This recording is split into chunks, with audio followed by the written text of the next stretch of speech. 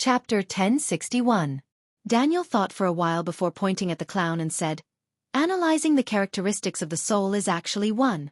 I don't know much about the soul, that's the domain of death. I can only see part of it through the dream. The guy you need to deal with isn't as rational and easy to communicate with as you. In my opinion, he's crazy, but he's a little like him."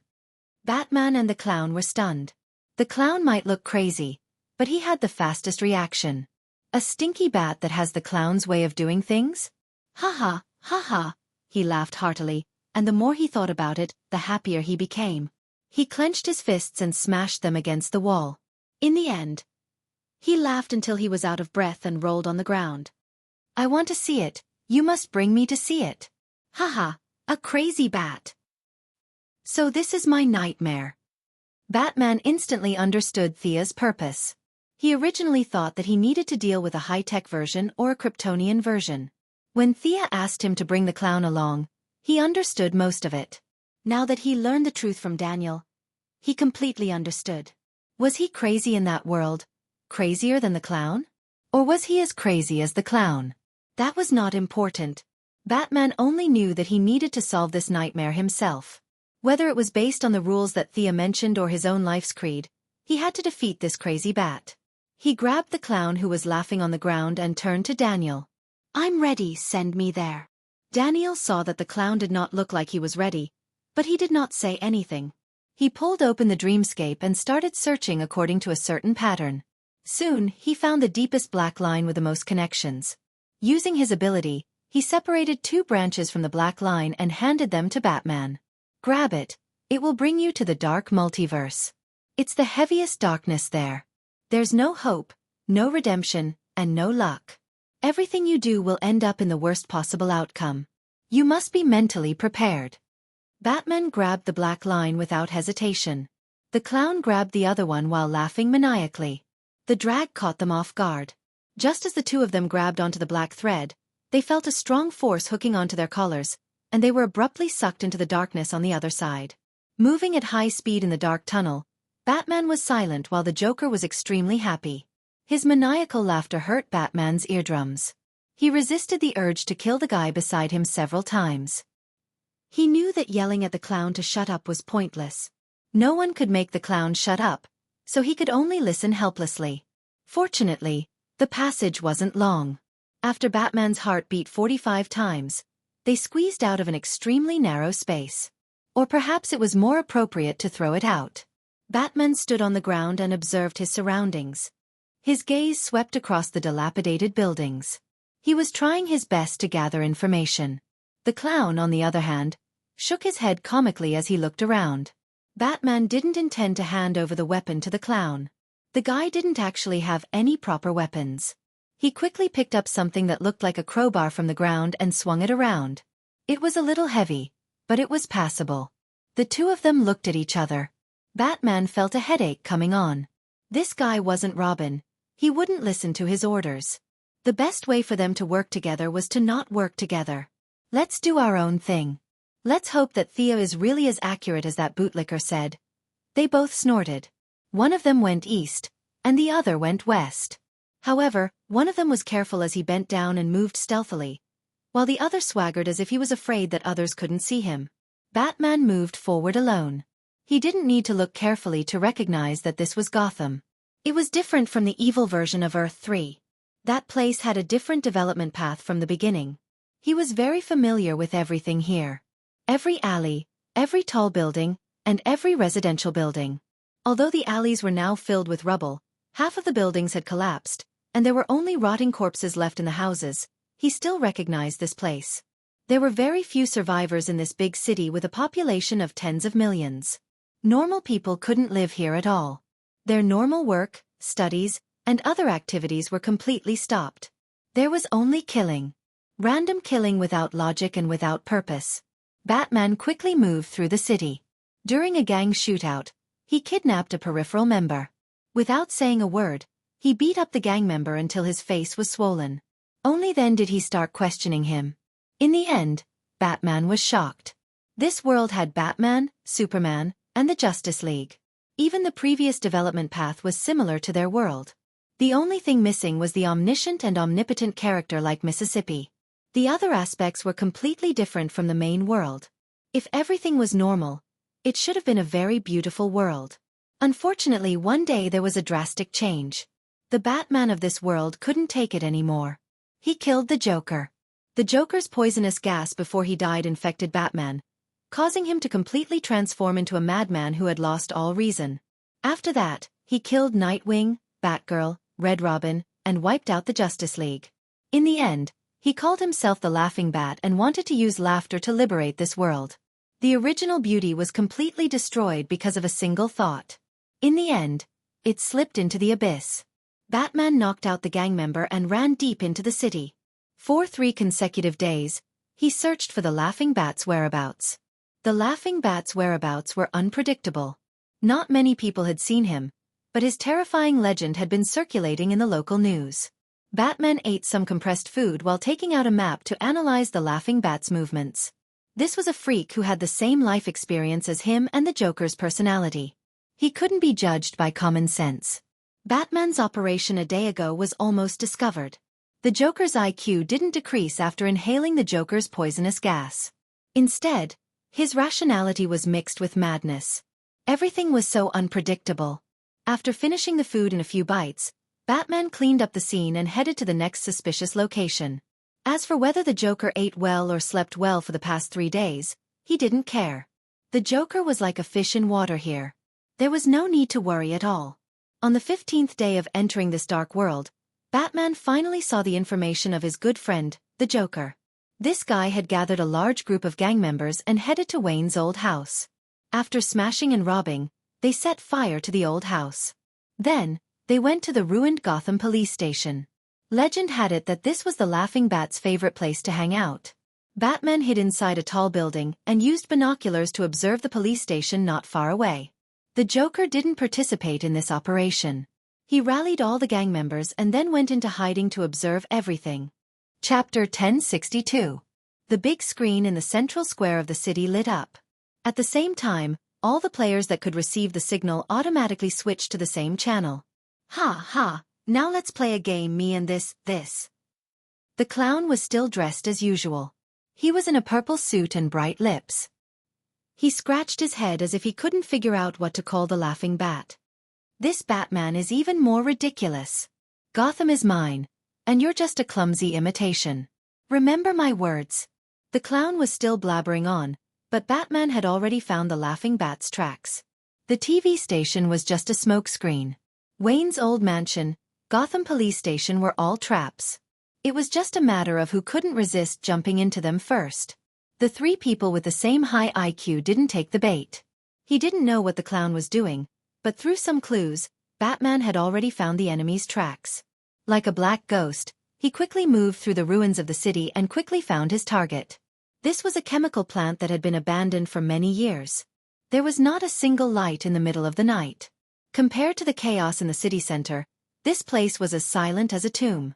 Batman found 5 security devices around the perimeter. There were almost no blind spots between them, but he still carefully went around them. The chemical plant occupied a large area, so he had to speed up.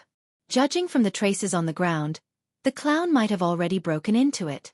Batman was afraid that the clown would defeat the Laughing Bat, his nightmare. If this happened, not only would it affect the matter of the divine throne, it would also shake Batman's confidence. If insanity defeated rationality, then the creed that he had held on to for so many years would be meaningless. This was something that Batman didn't want to see.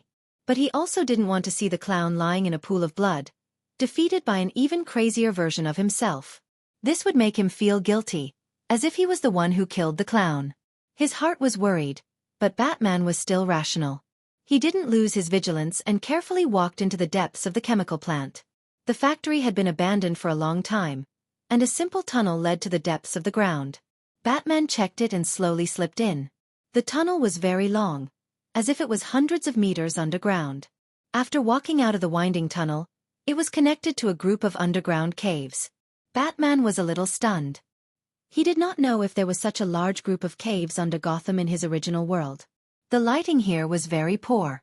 Fortunately, the surrounding stone pillars emitted fluorescent light. However, after several refractions, the light seemed a little distorted when it fell into his eyes. Batman simply observed the environment and listened carefully. The faint sound of metal hitting metal could be heard in the wind. He determined the location and found that the fight was not far from him. Batman quietly ran over. Trash. Hee hee, human scum, freak. It is a tragedy for a scourge like you to live in this world. A voice that was slightly louder than a whisper sounded. The voice was soft, but it was filled with power. Even if one was a little far away, they could still hear it clearly. Batman hid behind a large stone pillar and watched. The clown in the middle of the field was completely defeated. His purple suit was covered in blood. He was lying on the ground with blood flowing from the corner of his mouth. His left sleeve was torn and there was a large swollen part of his elbow. Standing in front of him was a tall and skinny man with a black leather jacket wrapped around his thin body. His eyes were covered with a metal eye patch that was filled with sharp spikes. He looked ferocious and terrifying, like a demon that had crawled out from hell. His mouth broke through the limits of human physiology and opened to both sides. His bright red gums and white teeth made people shudder uncontrollably. This was Batman, who had absorbed the clown's poison. He now called himself Laughing Bat. Unlike Batman's muscular body, this guy's body was thinner. His jawbone protruded downwards and his sharp chin looked very evil. Laughing Bat held a metal rod in his hand and hit the clown's cheek. Human scum. Maggot of society. Freak. Hee hee, I don't know which world you came from, but I killed you before. I broke your neck. I have to say, that feeling was wonderful. Hee hee. Then he hit the clown again. The left side of the clown's face was completely smashed. Several teeth flew into the air. The clown responded with an even louder laugh. You're a complete idiot. You've always been like this. Ha ha ha, a Batman without rules is still Batman. This game of yours is not fun at all. With a clang, Laughing Bat seemed to feel that using a weapon was not enough. He threw away the metal rod. The clown stood in front of him for a long time and felt very uncomfortable. His old personality seemed to be showing signs of coming back.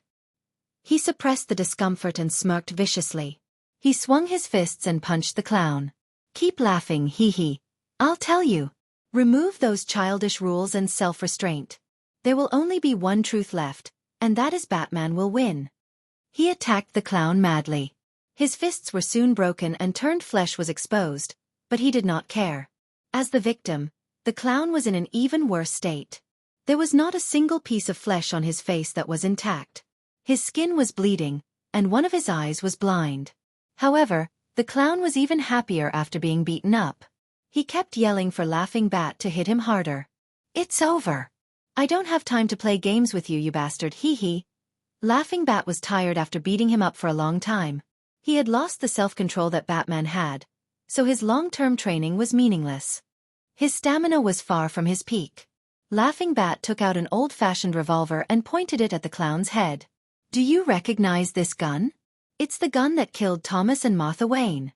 It's your honor to die by this gun. Just as he was about to pull the trigger, he realized that the clown had also taken out a gun and pointed it at his heart. Just as he was about to say something to buy time, the clown pulled the trigger. With a click, the clown's expected death from being shot in the heart did not happen. Instead, a small flag appeared at the front of the clown's gun. Under the breeze of the underground cave, the small flag fluttered in the wind and made a soft sound as if it was laughing at something. Ha ha! Idiot! Laughing Bat was slightly stunned. Then he laughed too. He laughed so hard that he was rocking back and forth. He pointed the gun at the clown and said, I have to say, you're very suitable for the opening. You're more energetic than the clown I met, hee hee. But I'm the joke, do you understand? Hurry up and do it. Ha ha! Laughing Bat's smile widened. I'm glad you've finally gotten over it. Just as his finger was about to pull the trigger, there was a gust of wind behind his ear. The clown's laughter also reached his ears. Ha ha! Idiot, I'm not talking about you. Chapter 1063. Who's behind me? As soon as this thought appeared, Batman suddenly jumped out and punched the back of his head. Amidst the dizziness, the Joker felt an even deadlier sense of danger. He took out a dagger and stabbed it into the Laughing Bat's abdomen. The leather suit was sturdy, but it couldn't withstand the damage from a close-range stab. The dagger stabbed into the Joker's abdomen and quickly twisted twice. Without waiting for the laughing bat to counterattack, the Joker quickly crawled 2 steps and left the attack range. He slowly stood up with the help of the rock wall.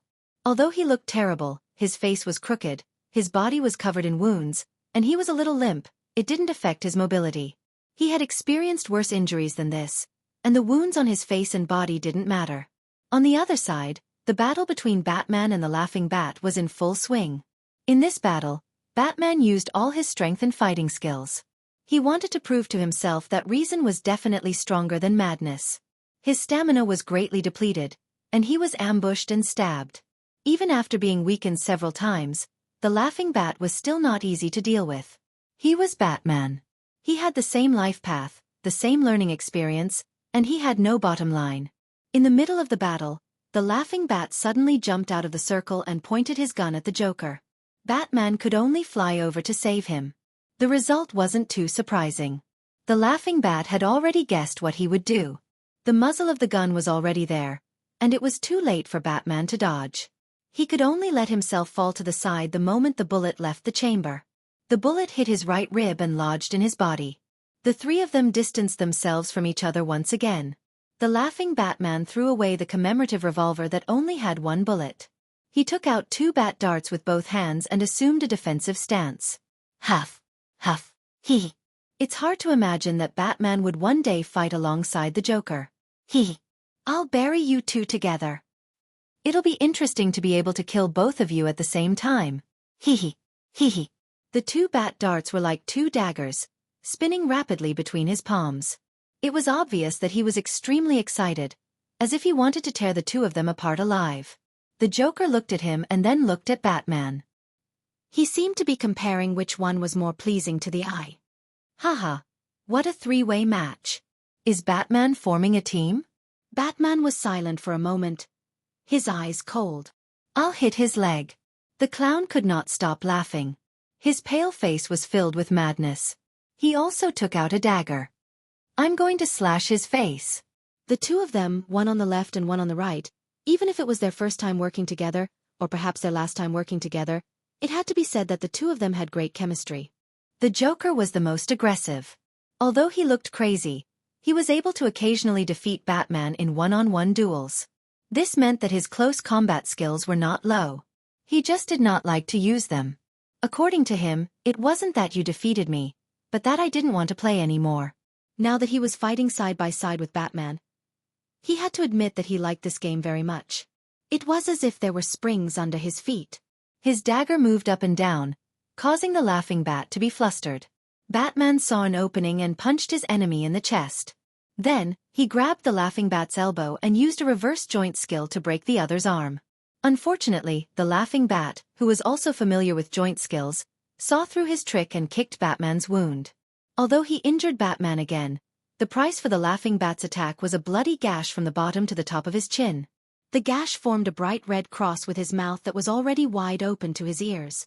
Through the gash, one could see his exposed gums and tongue. It was not a human tongue at all. It was more like a reptile's tongue. It stuck out from the wound and licked up and down.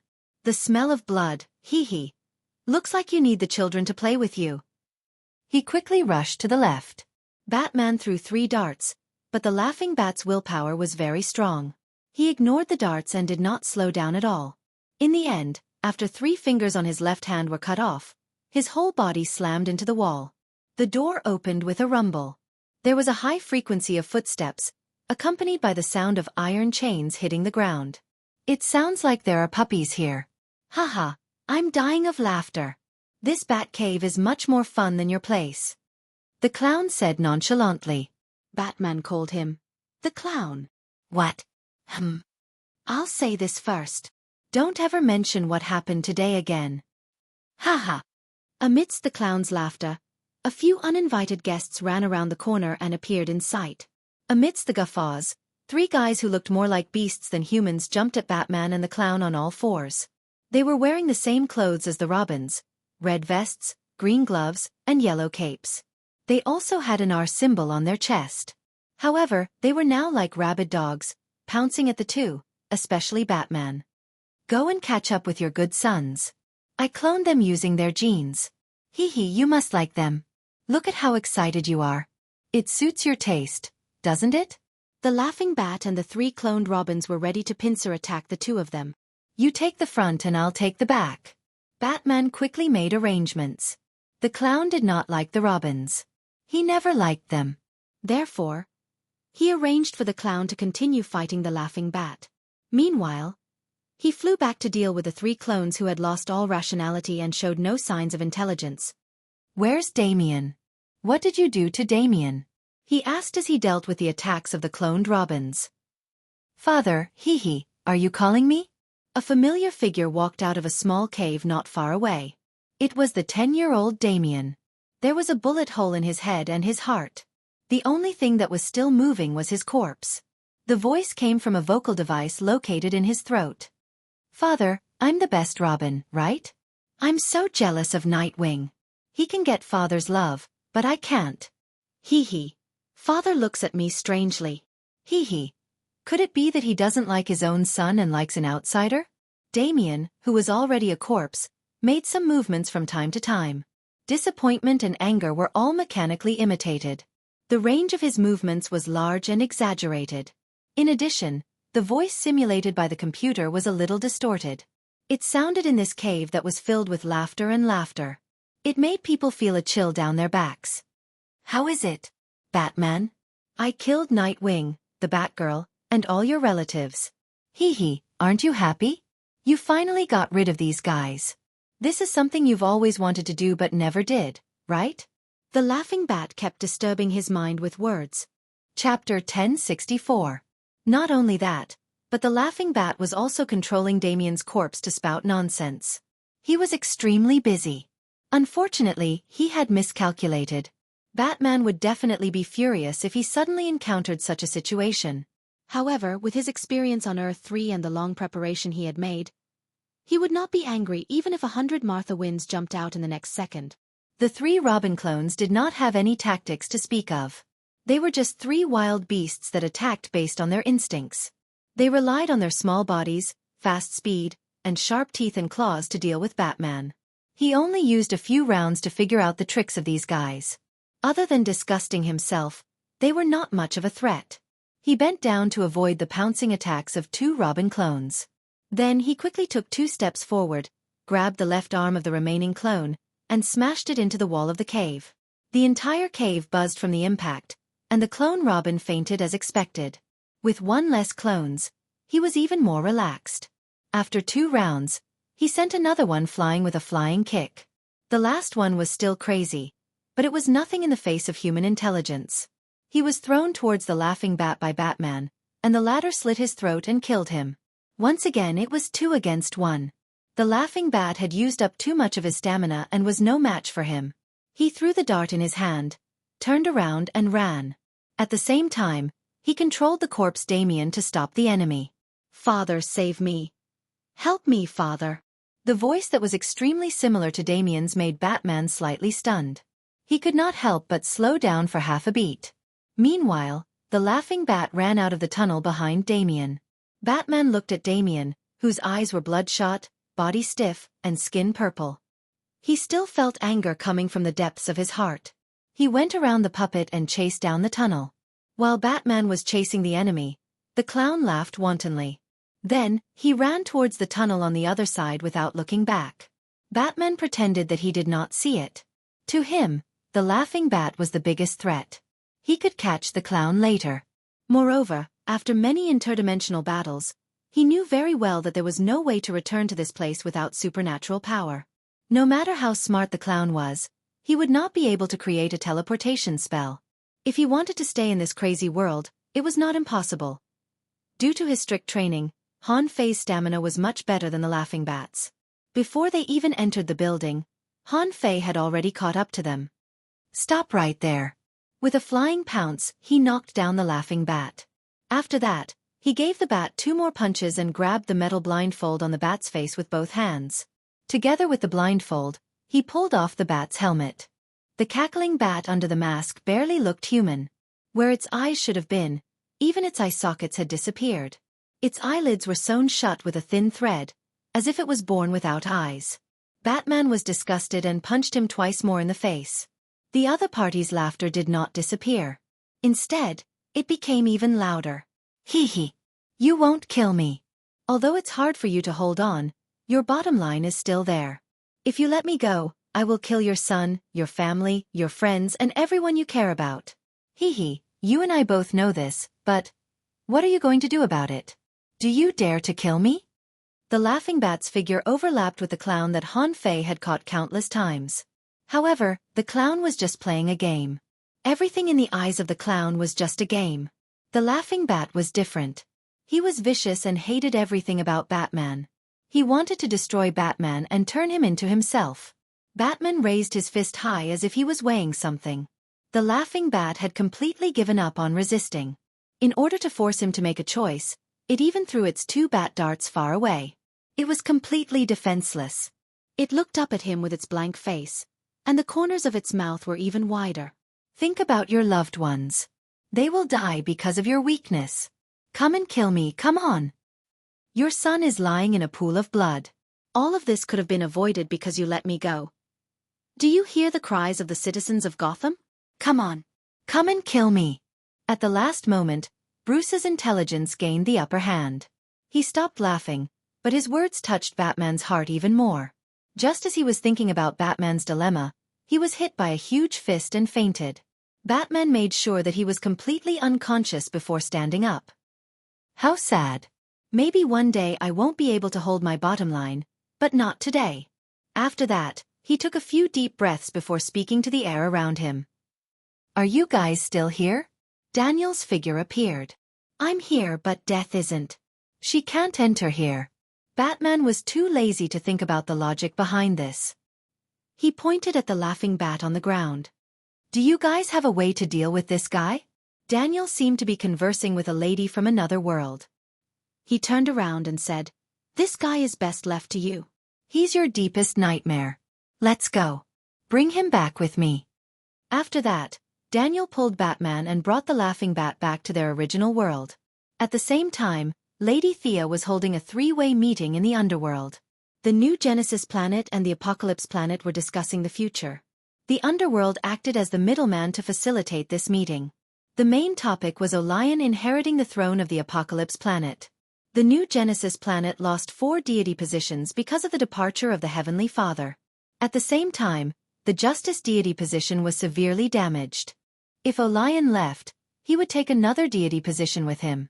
The Apocalypse planet was also severely damaged. Darkseid didn't stay on the Apocalypse planet. He took the evil deity position and escaped from the god's domain. Although Thea knew where he was going, she didn't chase after him.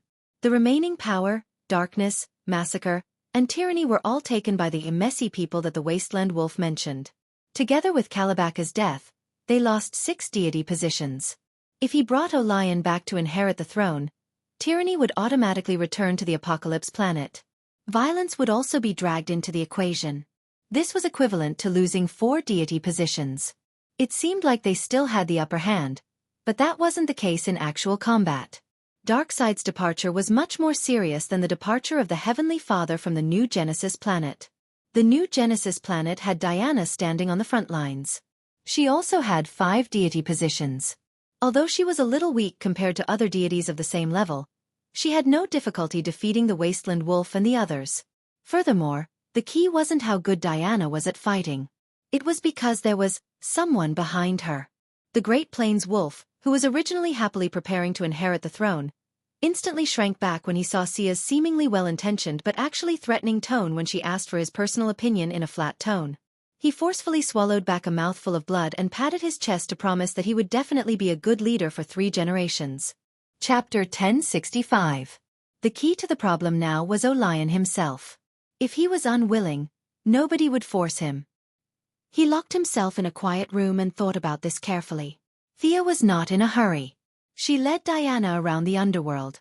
When Daniel returned with Batman, Olion had just made up his mind. If I have no other choice, I'm willing to accept this burden, he said passionately as if he was about to go to the execution ground. The Great Plains Wolf pursed his lips. He wanted to say something, but he quickly shrunk back under Thea's gaze. In order to show the historic nature of this meeting, The leaders of the new Creator Planet and the Apocalypse Planet signed an indefinite ceasefire agreement. The underworld would be the witnesses. Sia could not say for sure if Aurelian would be corrupted by the dark forces in the future. Fate did not adhere to a fixed principle. Everything could slide into the abyss because of a small factor. However, in the short term, the Heavenly Father and Darkseid had both retired from the stage of history, and both sides welcomed complete peace. Thea had just sent off the Apocalypse Planet when Batman and the others walked in. Diana greeted him. Ever since she became the God King in the new Creator Planet, she had not seen her Earth companions for a long time. This was the first time she saw the laughing bat. She had to admit that it looked evil and dark. "Bruce, are you ready?" Thea asked. "I need power to prevent myself from walking into the abyss. But do you really think I'm a good candidate? You've seen it for yourself. He's me." He pointed at the laughing bat on the ground. "Do you remember the other world we've been to? There's a famous saying there. The greater the power, the greater the responsibility. I don't think there's anyone more suitable than you for the Dark God's position. You're Gotham's Dark Knight," she said with a smile. Batman did not know whether to laugh or cry. "That's all nonsense from the media. I haven't heard that in a long time. I still want to see someone. Send me to her. I owe her too much." After saying that, he gave her an address in a low voice.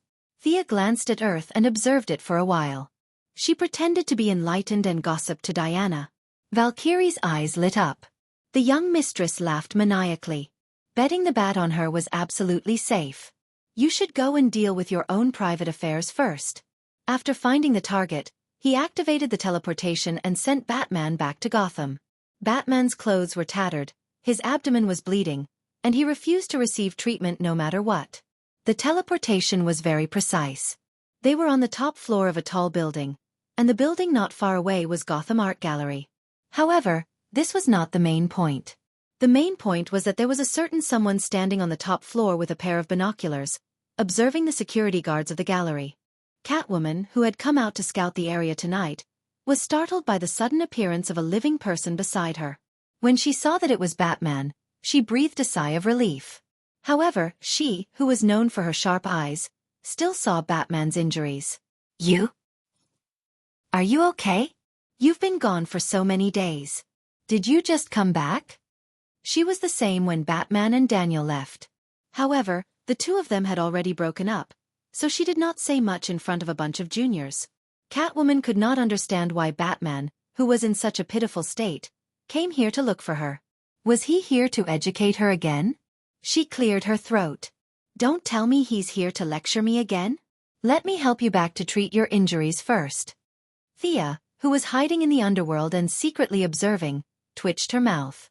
Batman's dozens of psychological classics were not for nothing. His pitiful act was superb. Batman's next sentence stunned Catwoman. He used the way he addressed her when they were alone. "Kitten." "Bat." Catwoman replied casually. "The first time I met you on that ship." Catwoman frowned slightly. "We met on the street." Batman was stubborn. "It was on the ship. You stole the diamond ring. However, after I got the ring back, I bought it for myself. I've kept it for many years." Catwoman was even more confused. "What are you trying to say?" "I knew. I even knew from the beginning that I would need it one day." Batman took off his mask after he finished speaking. "I've always needed this ring. Just like I need you." He caressed Catwoman's cheek gently. The rain began to fall. Catwoman seemed to have thought of something. She looked at the ground, not wanting Bruce to see her expression. Bruce took off Catwoman's mask.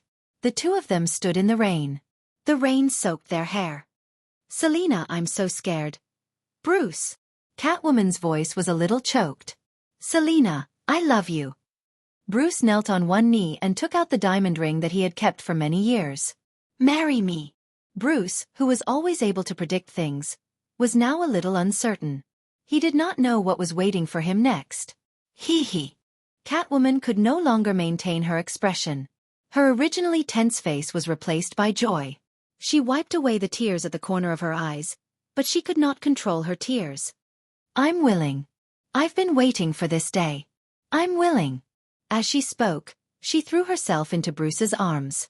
The two of them kissed passionately in the pouring rain. Thea, who was in the underworld, nodded to Diana. I'm afraid that guy won't be coming back today. Let's talk about the godhood tomorrow. Batman did not return to his bat cave. Instead, he stayed at Catwoman's apartment for a night. He removed the bullet, cleaned the wound, and bandaged it. Although he knew that Thea could heal him with a breath, he still enjoyed Catwoman's gentle care. The next day, following his call, Thea pulled them together to the underworld. The extravagance of the underworld caught Catwoman's attention. She could not help but want to take something home out of her professional habit. She only stopped when Thea coughed. I'm just looking. We're good friends. I was just curious. You're very rich here. She was trying to explain her previous actions. Thea waved her hand to show that she did not mind. After exchanging some pleasantries, she looked at Bruce and waited for him to make the final decision. If you think it's okay, then let's do it.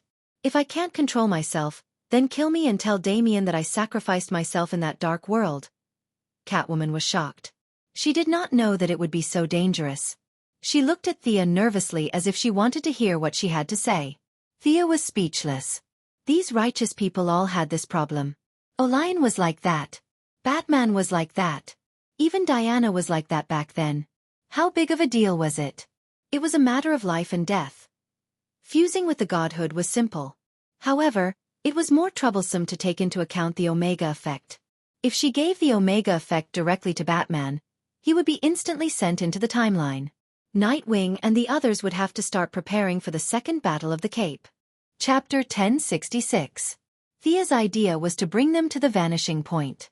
That was the end of time, and the Omega effect could not reach there. First, fuse with the deity position, then fuse with the Omega effect. She grabbed a small cloud of black, translucent gas in the palm of her hand. Are you ready? After getting the signal, she directly inserted the deity position into Batman's body. His whole body went limp in an instant. Fortunately, Batman's willpower was high enough to endure the numbness. His face was red, and he was afraid that he would cry out. That would be too embarrassing. When he saw Superman fusing with the deity position, it was easy. It was not so painful. As if she knew what he was thinking, Thea explained, "Don't compare yourself to Clark. His body has already reached that level. The deity position is just a promotion for him. It has little effect." It had to be said that the Kryptonians had a cheat system. Superman fusing with the deity position was like going to the hospital for an infusion. He could leave after the infusion, but Batman's was like a major surgery. He could not get out of bed without lying down for 10 days or half a month. Thea did not immediately cut off his connection with the dark multiverse. She directly jumped from the mortal level to the demigod level to become a new god. This process was a huge leap in the nature of life. If the basic hardware was not good enough, it would be useless no matter how strong one's willpower was. Death Knell had suffered a lot before, but with her help, he barely managed to survive. Batman had a relative advantage. The dark multiverse could help share some of the pressure. Thea put pressure on the deity position, and unilaterally accelerated his body's transformation process. Seeing that the fusion process was about to end, she took out the holy sword. Bear with it. I'm going to cut off your connection with the other side. I'm afraid the final push for the deity position will be very painful. Looking at Thea holding the shiny sword as if she was going to cut something from his body, Batman felt a chill down his spine. But he could not care less at this time. He endured it and nodded. Give me some of your dream force. Thea ordered Daniel as if he was her subordinate. Daniel was used to being ordered around by her. He did not even think about it and divided a part of his dream force into the holy sword. Thea promptly left the vanishing point and the universe, standing on a grander perspective as she watched the dark multiverse that was constantly in contact. There were countless thick and thin threads connecting the two universes. Unsurprisingly, they were the people of the Bat tribe. They were the first humans to be corrupted by the darkness. The place with the densest and most frequent connections was Gotham. Thea spent some time tracing back along the vanishing point and finally found the most basic connection in the mess. That was the source of everything. When Batman completed 80 to 90% of the modification, she found the right spot and swung her sword. The sword light looked like it was slashing at nothing, but with the help of the dream power, it had crossed the distance of time and space. It had come to the boundary between universes. A giant hand reached out from the fog as if it wanted to grab the sword light. Thea laughed mockingly. With a flip of her wrist, she directly slashed a bloody wound on the side of the giant hand. Then, she swung her sword from another angle. Compared to the huge size of the two universes, an extremely thin but resilient thread was too insignificant. It was cut in half by the holy sword that was imbued with dream force. There seemed to be waves of angry curses coming from the black fog, but it did not spread out. Thea simply ignored the other party. It seemed that because of her attack, she had broken some kind of unspoken rule. The other party did not show any signs of weakness. Numerous threads were sent directly into the multiverse, trying to increase the connection between the two. Yo, you're not afraid of death. Thea swung her sword and several threads were cut. In the past, she did not care if it was because she was not strong enough. Now that she was strong enough, the other party still dared to cause trouble under her nose. That was intolerable. She turned around and ordered Daniel, activate the previous location. Daniel couldn't figure out why she looked like she was about to start a full-scale war. This wasn't the plan, right? However, he did not have time to think. He directly activated the setup in the Laughing Bat world. There was a sudden flash of light in the fog-like world of darkness. Although it was very weak, 1/10 of the nightmare had been cleared. Daniel could already mobilize a part of the dream force, gathering the power of the multiverse to affect this world. Thea also solidified the rules of this parallel universe. Unless one was stronger than her, there was no way to rewrite the rules. From now on, they would no longer sink into depravity and pain. Not all choices were the worst. Something called hope began to grow in the world of darkness. Thea's actions angered the other party. Barbatos, who was wearing a black hood and had huge bat wings on his back, appeared from the depths of the darkness. He let out a soundless roar, as if he was reprimanding Thea for breaking the rules of the game. The young mistress did not care at all. This guy was only at the peak of the multiverse. If not for the fusion of the universes, she could have killed him now. She pointed the tip of her sword at the other party. If you want to fight, then I will fight. Barbatos did not understand her personality and chose to retreat for the time being. Although Thea lit a lamp in his territory, the passage between the two worlds was not closed. At most, he changed from the attacking party to the defending party. The relationship between the two universes was like the journey to the west.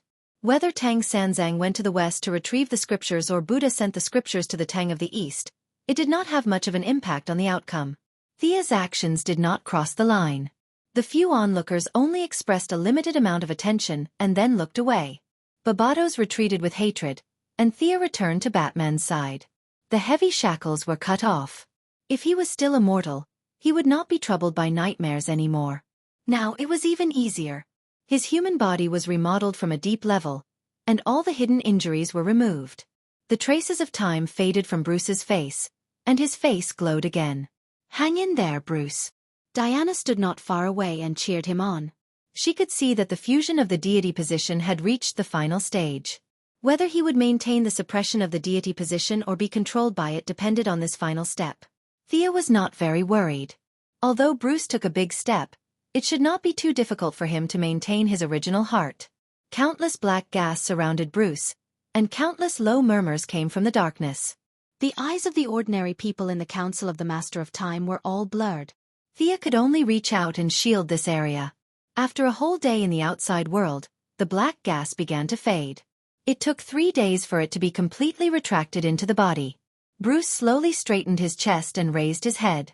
The spine that was injured by Bane and the hidden injuries that were left from countless battles on the streets were all gone. He was relaxed and comfortable, as if he had been reborn. Chapter 1067. After becoming a god, his entire body had been remolded. When Bruce regained consciousness, he realized that his Kevlar suit was a little uncomfortable because it was too big. After inheriting the dark divine position, his body was slimmer, and he was no longer the muscular European type. Even if his original clothes had some elasticity, it was not convenient to wear them anymore. Catwoman touched his chest, and there was a hint of regret at the corner of her mouth. To be honest, she still liked how he was full of strength before.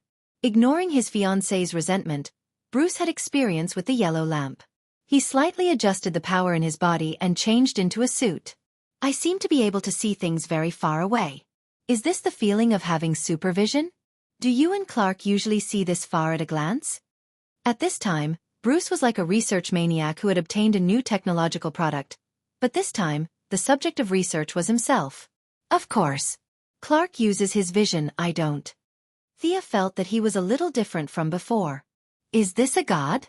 I seem to hear countless voices talking in my ears, but I can't hear them clearly. Are you guys like this usually? Bruce's personality had changed a little, and he was not as gloomy as before. Thea and Diana looked at each other. At least this was not a bad sign. However, to prevent him from indulging in power, Thea still poured cold water on him. You're far worse than me. Don't think that you're a god now. You can't beat the previous Clark. Bruce frowned slightly. His originally excited mood fell from his throat back into his stomach. If he could not beat the previous Superman, then he was not very strong. Looking at his hands, Superman's humility and respect for ordinary people automatically appeared in his mind. He now needed to learn from him, change his mindset, and adjust his mentality. He was no longer a human, but an extraordinaire. He laughed self-deprecatingly. Looks like I'm not calm enough. Thank you for your timely reminder. Thea originally wanted to give him the Omega effect directly, but she found that after fusing with the God of Darkness, Bruce had reached the limit of his rationality. It would not benefit him at all to bear this ultimate power. It was better to wait until he was more stable. Thea also saw that Bruce had a deep understanding of fear. As long as he took another step or was stimulated, he would be able to obtain the position of fear, just like how Diana obtained courage. Once he broke through a certain bottleneck, his strength would experience an explosive growth. It had to be said that he was worthy of being a main character. He found it funny when he thought about it. The Great Plains wolf had actually grasped a little bit of fear. Now, it looked like he was miles away from Bruce. He had no fate with the god of fear in this life. It was better for him to continue being an old minister. With the deity position resolved, Omega was temporarily put aside. With the matter of the cackling bats on the table, Bruce asked them if they had any suggestions. Actually, you know it yourself, right? You need to deal with it yourself. From our experience, you need to live a normal life for a few days after you go back. You need to regain control of your strength and stabilize your state of mind, Thea suggested. Bruce had no objections, and they returned to Earth together. It was rare for Diana to skip work, so she did not want to go back. Thea threw Daniel back into the dream to continue purifying the nightmare, sent Bruce back to Gotham, and went to play with Diana. Catwoman saw that he had something on his mind, so she did not talk about sharing and taking responsibility. Bruce did not need this kind of comfort, so he cleverly said that he would leave first. Walking through the alleys of Gotham, she was still thinking about how Bruce's ascension would affect her. Should she ask Thea if there were any deity positions that were suitable for her? Seeing Catwoman leave alone, Bruce walked alone on the familiar streets of Gotham with the cackling bats on his back. The most basic characteristic of the deity of darkness was invisibility. Although he did not have much control over it now, he could still use it passively. How long had it been since he walked with his feet? He felt that he had suddenly become sentimental. For so many years, he had called himself immortal, but in fact, he had never lived like a mortal for a few days. Every day, he was like a clockwork, going up and down, constantly playing this and scheming that. What kind of mortal lived like this? Now that he had taken off his mask, perhaps he was a normal person. Without disturbing anyone, he walked into Wayne Manor. In front of his parents' grave. He had something to do. He reached out his hand and touched the cackling bat's forehead. The god of darkness mixed with his fear that he had reached the stage where he could use it freely. A dreamscape that seemed both real and illusory entered the depths of the cackling bat's mind. In that dream, the cackling bat did not kill the clown in the end, nor did he kill his close companions. Although he was in danger countless times and fell to the ground injured countless times, he persevered until the end and died of old age in his bed. The cackling bat, who had repented, finally separated from the clown's poisonous gas. He saw everything that he had done, and as expected, he committed suicide. It was suicide on a spiritual level. He had given up on his will to live. Reflected in his body in the outside world, he took his last breath. Bruce looked at all of this silently. He did not know if what he had done was right. This dark version that had the same experience as him had repented at the last moment. Unfortunately, the mistake had been made, and he could only use his own death to wash away the past and redeem his soul. Bruce took out a shovel and buried this guy in the Wayne family graveyard beside his parents, as a substitute for the normal him, and to remind himself not to take the wrong path. After a wild day outside, Damien returned home after dinner. When he saw Bruce for the first time, he was completely confused. "Who are you?" he said as he threw out a bat dart. Bruce caught it easily. Faced with his son's look of disbelief, he was helpless. He could only briefly explain. Damien was also present when he left, but he did not know if his father's change was good or bad. Damien ate dinner doubtfully. He felt that this father of his was not like his father anymore. He, who used to only drink plain water, started to drink alcohol today. All his strict eating habits were thrown out the window. He did not have any private life in the past. All day long, he wore a cape and a hood and stayed in that cave to do unknown research. Today, for the first time, he even watched television after dinner. He even cared about Damien and Raven. After chatting for 30 minutes, he walked slowly to the Batcave. Something's wrong with my dad. Thea and Diana had gone to play. Other than God, no one could find them, let alone him.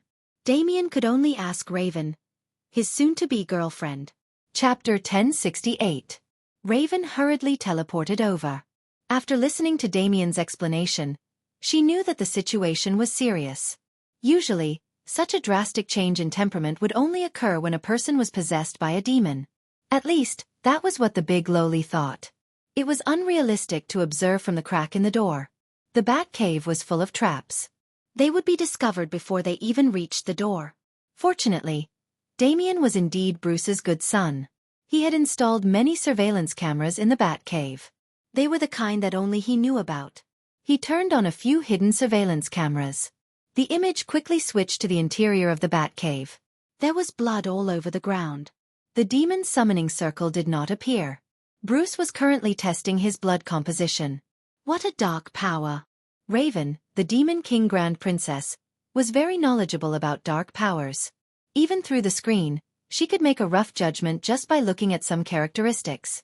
After experiencing many things, the two of them were no longer the careless people they used to be.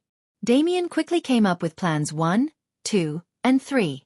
However, these plans were based on the premise that they had to control this strange father of theirs. Raven could not.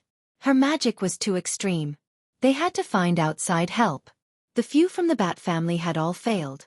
Short sticks, whips, and darts did not seem to be much of a threat to the current Bruce. Now that the young mistress was nowhere to be found, it was a test of intelligence to find help. Damien immediately contacted his good friend, Little Jonathan, and asked him to contact Superman. When Superman rushed into the deepest part of the Batcave, Bruce was slightly stunned. Then, he quickly understood the cause and effect. So, he didn't believe a single word I said. This child is too suspicious. He actually called you here. Bruce now understood what it was like to have a suspicious person by your side. He was a little depressed. Superman did not let down his guard. Are you all right? If you feel uncomfortable, you can tell me. Clark, you are a very good friend.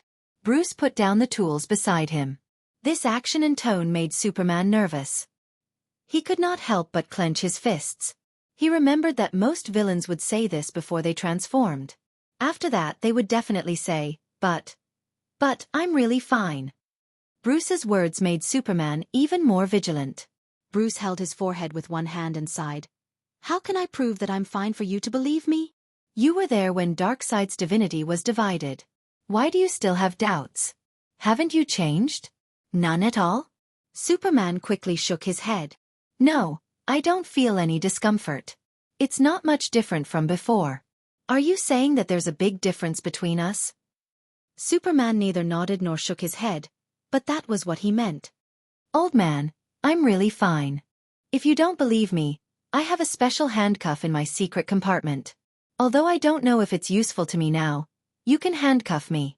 In the end, the situation did not turn out to be that bad. Although Superman felt that Bruce had changed greatly, he felt that this was good. His previous life of hiding was too gloomy and deformed. Now the two of them could talk face to face like ordinary friends, sharing each other's experiences and lives without worrying that the other party would take out a piece of kryptonite from a corner and throw it at him. Superman felt that this was pretty good. How did you manage to remain calm when you have such great power? Bruce knew the answer to this question, but he still wanted to hear it from Superman. As expected, Superman's answer was the same as everyone in the Righteous Alliance knew. Family, friends, lovers, and so on. In the past, these words would be over after listening to them. But today, these words created some new changes in Bruce's ears. They were no longer general words, but a novel experience. Perhaps it was due to his unique characteristics, but the enhancement of his vision from the darkness deity position was only average. But the enhancement of his hearing was more exaggerated. He felt that as long as he wanted to, he could hear everyone's thoughts. Superman's tone was sincere, and he spoke his true thoughts. Bruce instantly understood the sacrifice after living an ordinary life. It was not easy at all.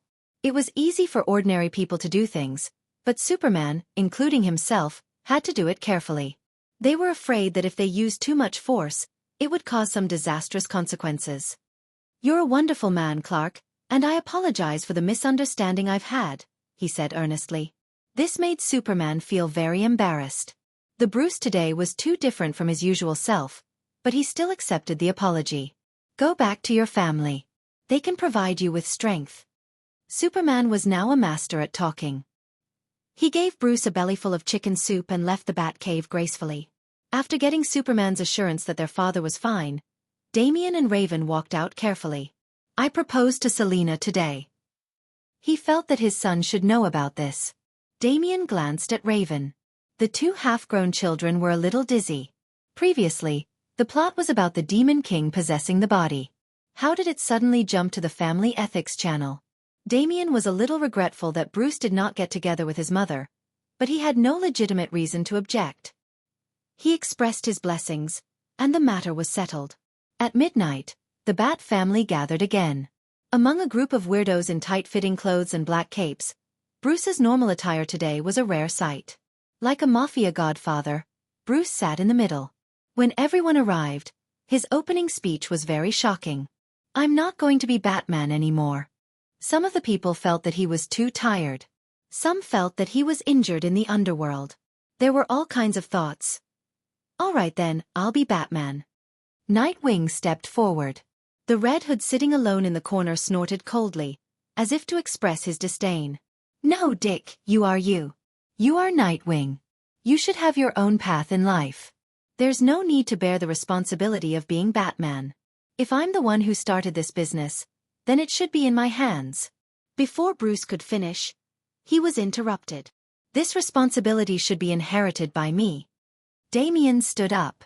He was already 13 years old. Now, he had shed some of his childishness. Although he was not tall, he did not look like a child. "How is that possible? You're still young."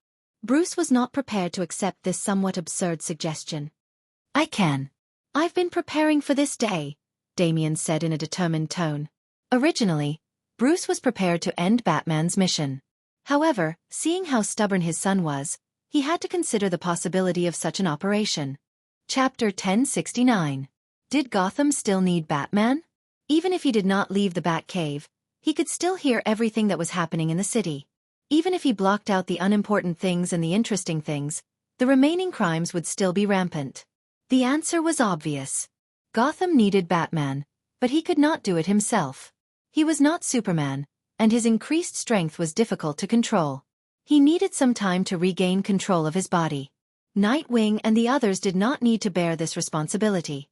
If Damian was determined, he might be a good choice. He knew that Damian's fighting skills were not inferior to his. Coupled with his smart mind and magic, he had a much higher starting point than he did when he first started out.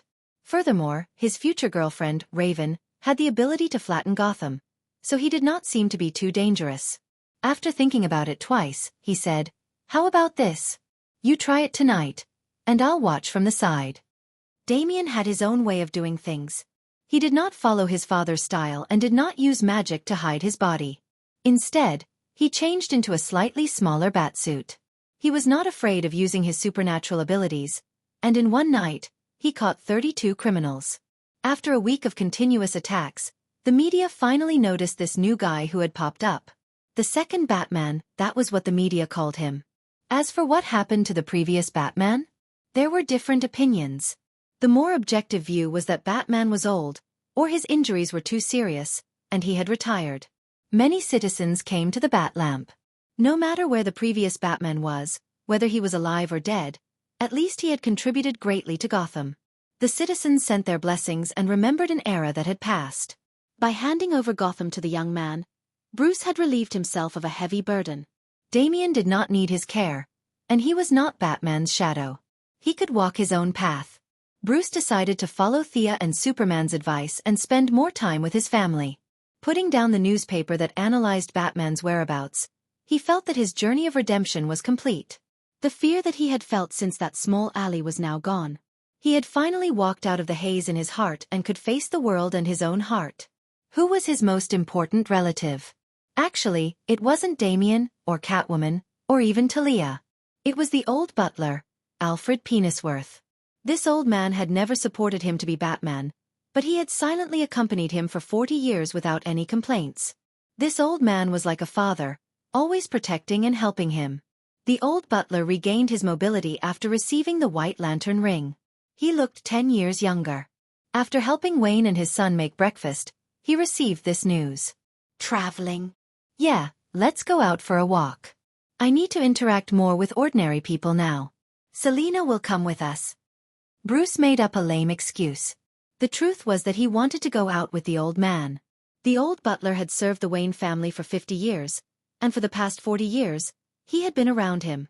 He had never left Gotham, much less travel around the world. Damian was very perceptive. He said that he had a lot of work to do recently, and that the two retired old men should go out and have fun. Catwoman was even more sophisticated. She knew when to be tense and when to relax. In response to Bruce's invitation, she said that she was busy and that he should bring the old butler out to have fun.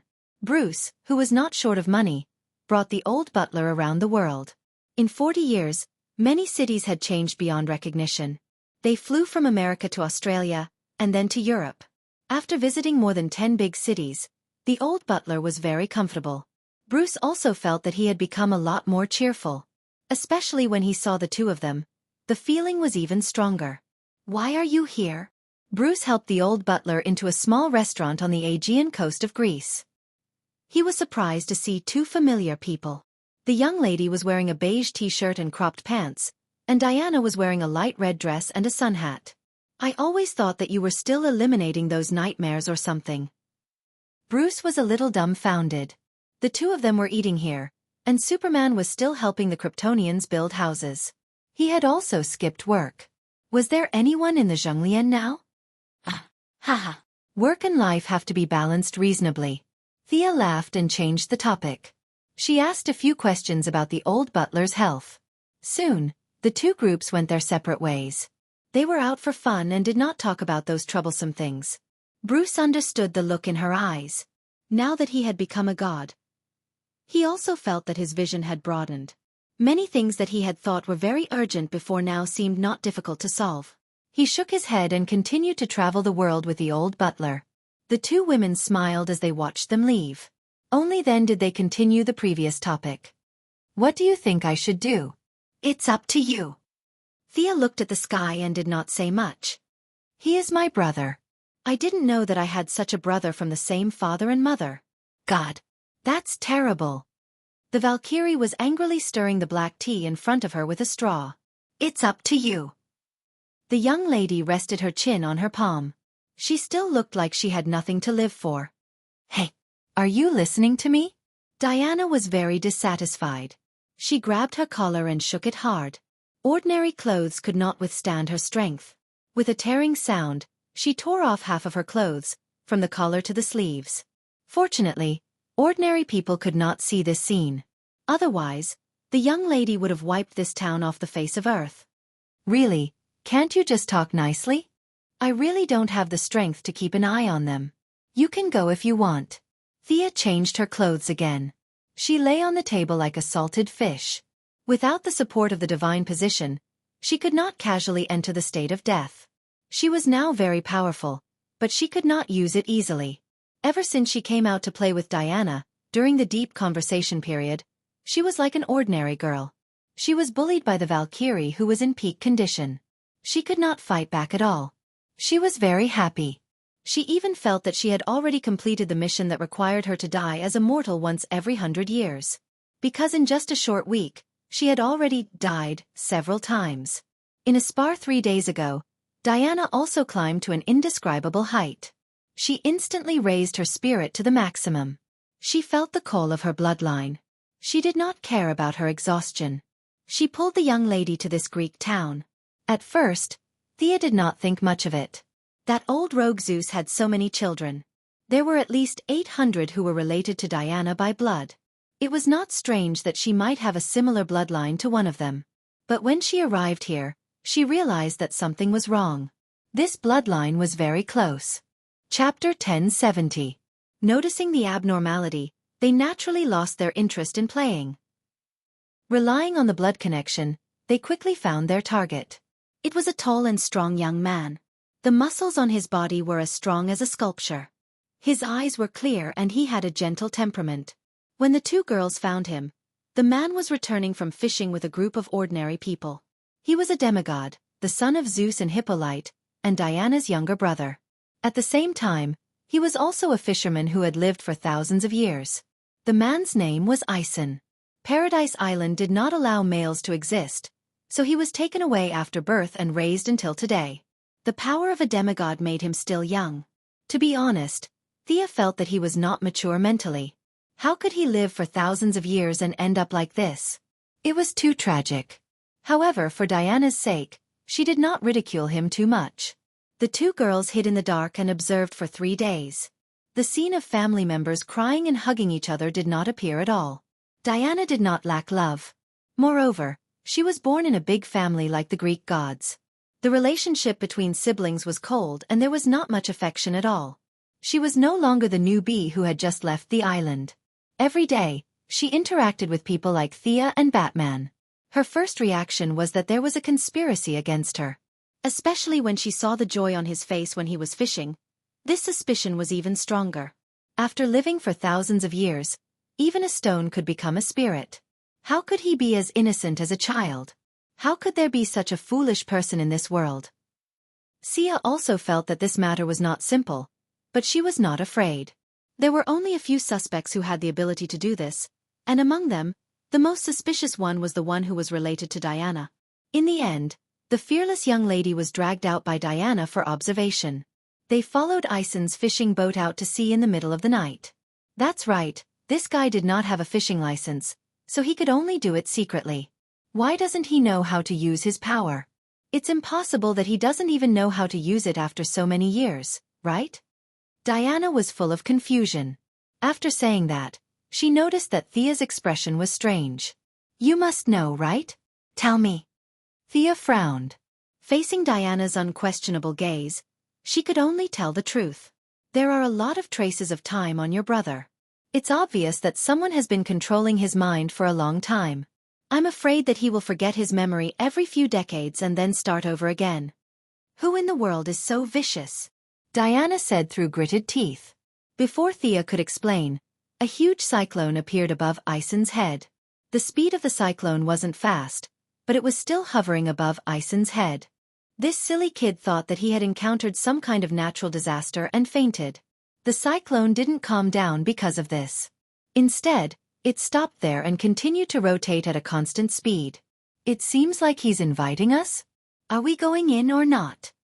Although she liked to take the initiative in the in-depth sparring, that was because of her personality, and Thea deliberately went easy on her. Diana usually respected Thea's opinion.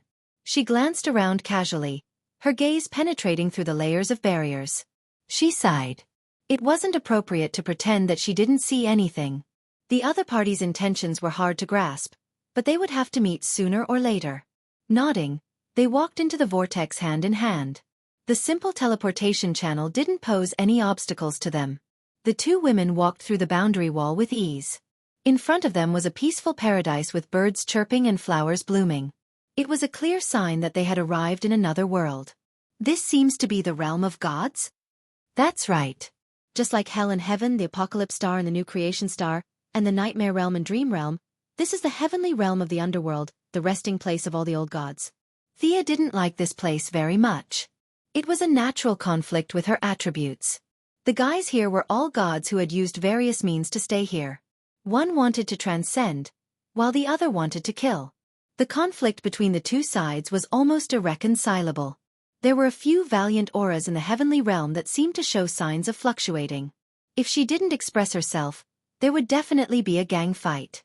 Being surrounded by hundreds of gods, even if she could kill them all, it wouldn't be very meaningful. She coughed and said, "Go ahead and sleep. I'm just passing by." After saying that, she identified the direction and walked toward the northwest corner of the heavenly realm with Diana. You're quite arrogant." Thea was very displeased to be here, especially when the other party was still sitting in the temple waiting for them with the airs of a god king. This made her even more displeased. If she wanted to, she could destroy this place with a single thought. Diana squeezed her hand. Before her were sculptures and buildings with traces of ancient Greece. She knew very well where they were, and the person they were going to meet later. "Let's go after meeting, okay?" She pleaded in a soft voice, which was rare for her. Thea couldn't not give her some face. She could only sigh and continue walking. Fortunately, the other party didn't intend to offend her too much. When he noticed her displeasure, he was already waiting for them outside the temple. He had a tall and muscular body, a bare upper body, a face full of beard, and a crown on his head. His eyes contained surging lightning. This was the Greek god King Zeus. "I'm sorry, both of you. My body is too weak, and I can no longer leave the temple. Please forgive me if I've been rude," Zeus said in a manner that was neither servile nor overbearing. Thea chuckled at this.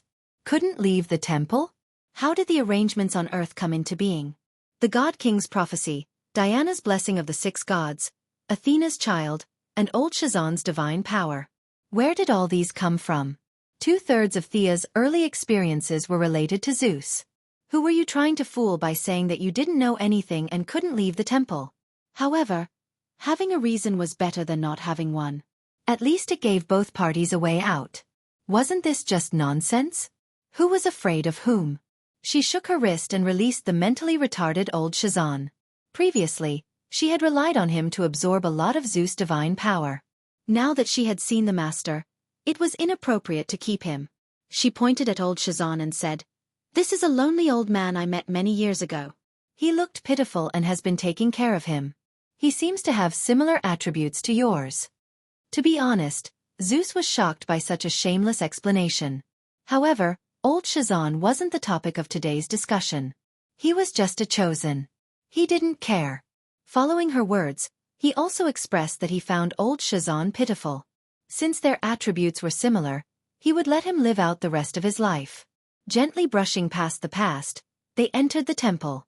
Thea was surprised to find that Hera was also here.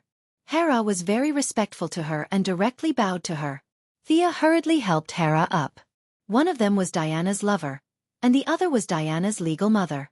Logically speaking, their relationship should be very melodramatic. However, the reality was that they had a good relationship and could be considered friends. Chapter 1071. Thea saw that Hera was not wearing a crown but a retainer. Needless to say, Zeus had appeared and the throne of the god of gods had returned to him. She already had some guesses about the following topic. Why did you put a shackle on Ison and make him lose his memory every few decades?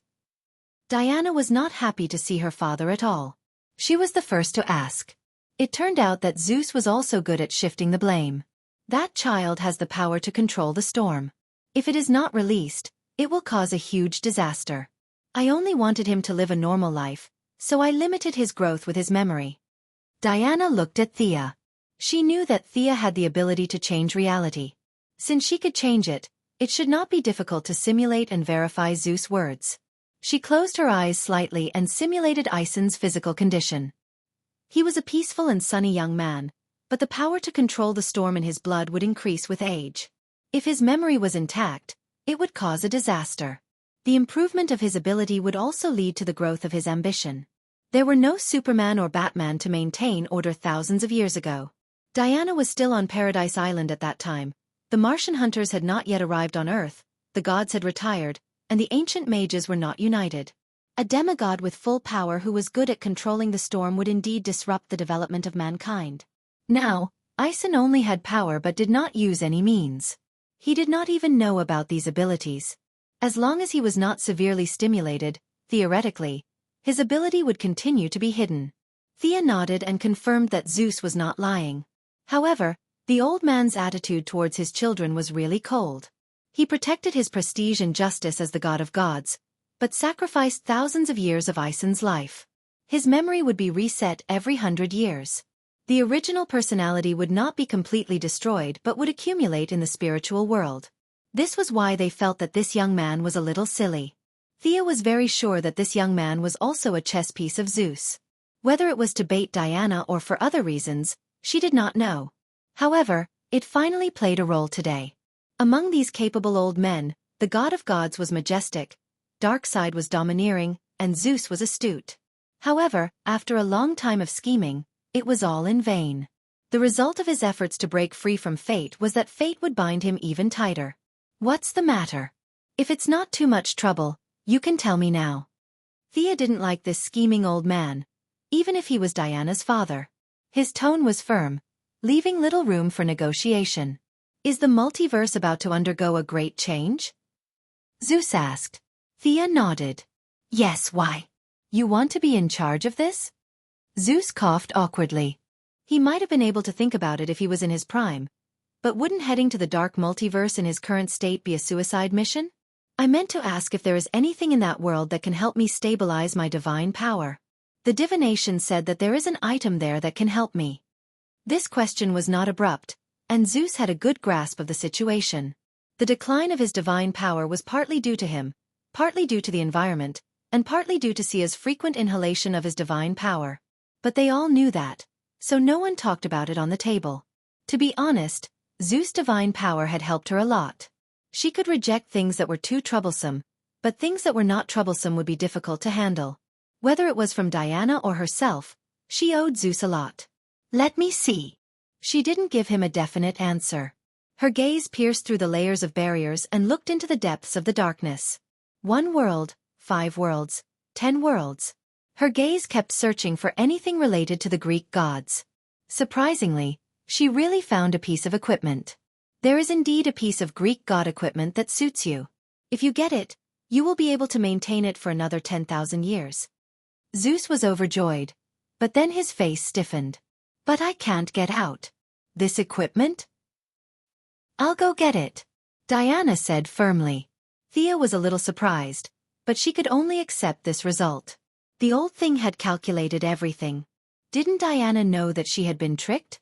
She knew, but she still made this choice for the sake of the bloodline connection. Since they could not agree with each other, the two women left the heavenly realm and saw that Aeson had already woken up and was fishing happily from afar. In the end, they did not disturb his life and turned around to return to the new planet of creation. Diana knew that she had agreed too rashly. She didn't dare to look at her now, and served her tea like a little wife. Thea coughed, and she quickly lowered her head in a respectful manner. Do you know your mistake? I know. Thea pulled Diana over and placed her on her knees. She raised her left hand and smacked Diana's butt. She had to admit that it felt good. The more she hit, the more she enjoyed it.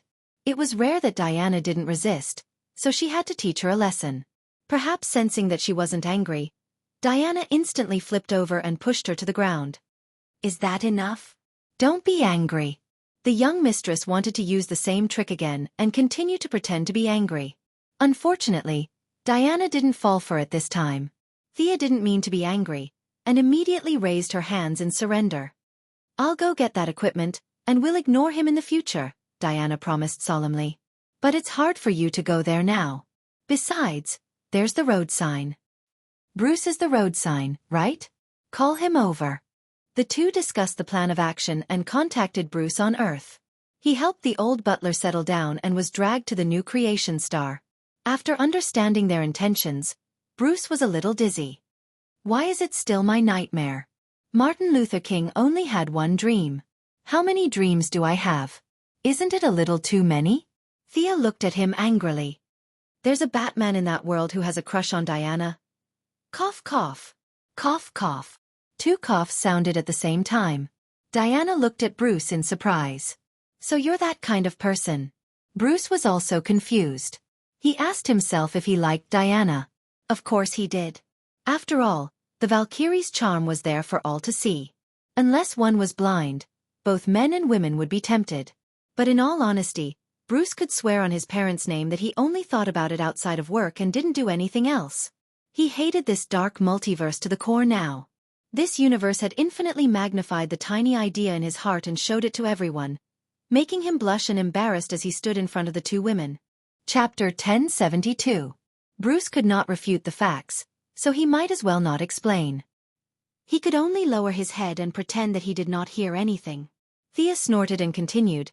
Ares from that world slaughtered the gods and used the gods' divine power to create a helmet. That helmet would amplify his own power by 100-fold. He was truly the god of war. Diana and Bruce pulled themselves out of the awkwardness and listened to her story patiently. The righteous alliance was wiped out. Diana destroyed Ares' helmet at the cost of her life and died in Batman's arms. She looked at Bruce strangely. Don't describe these details. I'm begging you. Bruce looked at her, not knowing whether to laugh or cry. Oh, it's weird when I talk about it too. Anyway, in the end, this Batman put on the helmet that gathered the gods' divine power and defeated Ares. He also became a killing god and called himself the merciless war demon. Our goal is that helmet. With the divine power of the same origin, Zeus can live for another 10,000 years. Thea explained the mission briefly. This time, she did not need Batman to follow her. She was prepared to go there with Diana, just like when they stepped out of Paradise Island to fight Ares. However, because they were too powerful, Thea could only send a projection to accompany Diana's clone. They still needed Daniel's help to teleport. With Bruce as a reference, they quickly located the location. At the same time, they made some noise in the world of the Laughing Bats to attract Barbato's attention. The two girls prepared themselves and teleported over quickly. It was still a world of ruins. There were more survivors here than in the world of the Laughing Bats.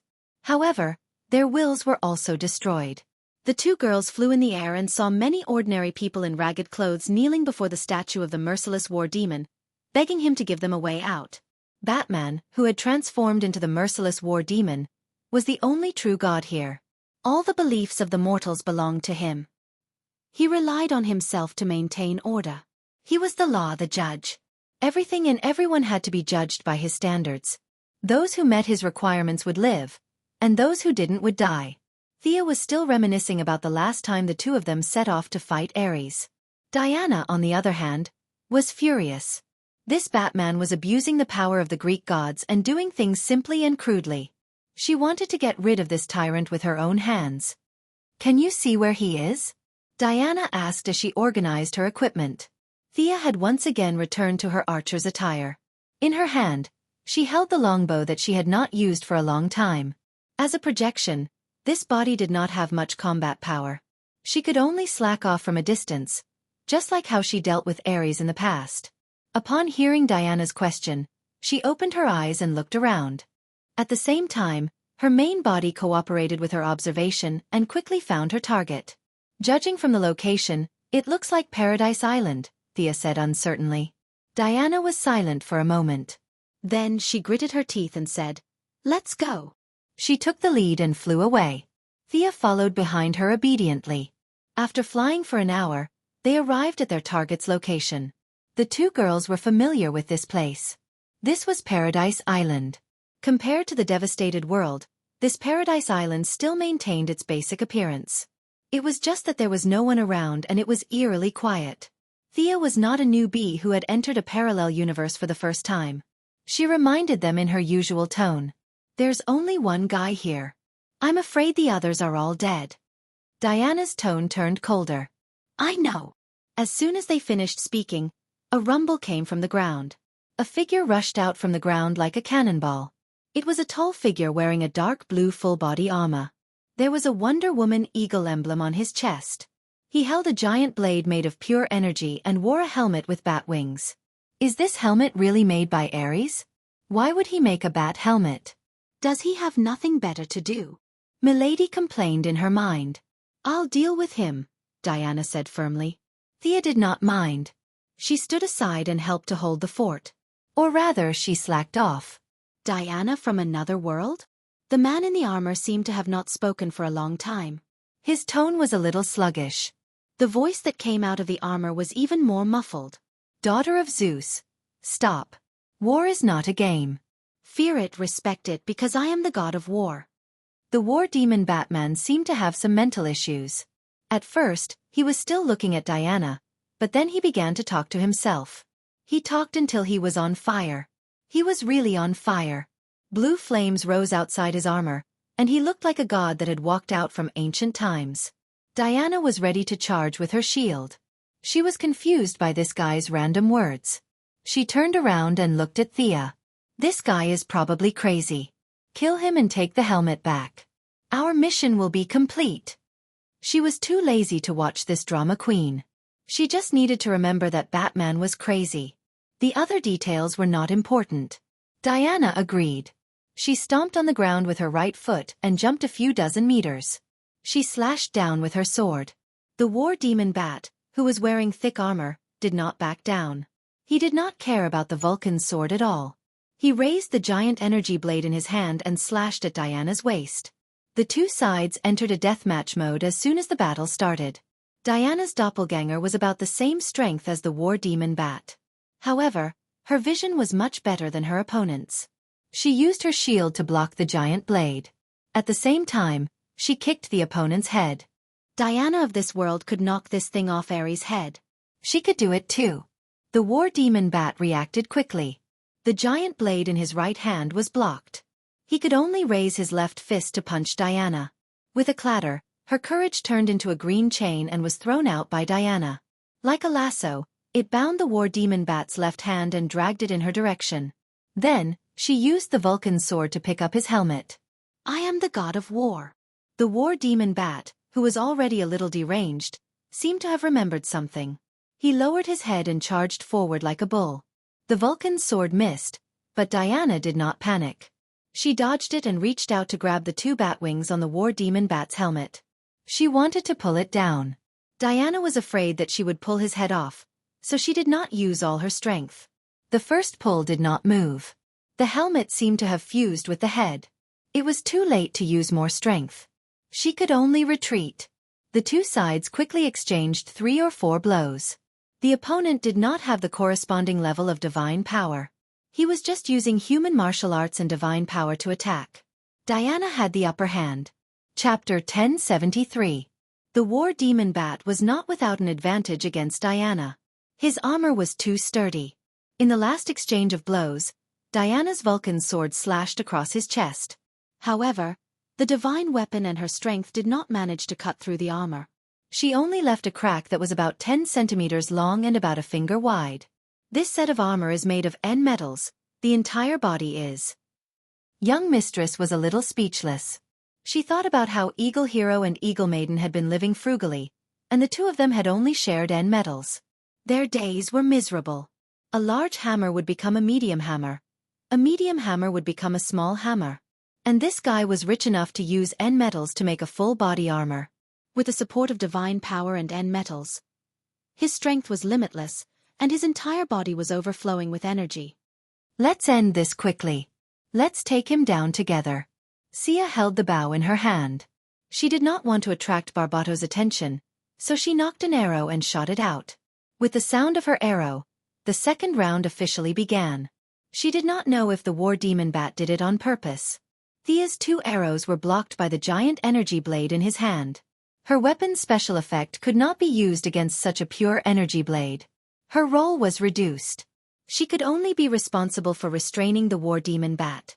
Diana was in charge of the main offense. The war demon Bat did not pay attention to her.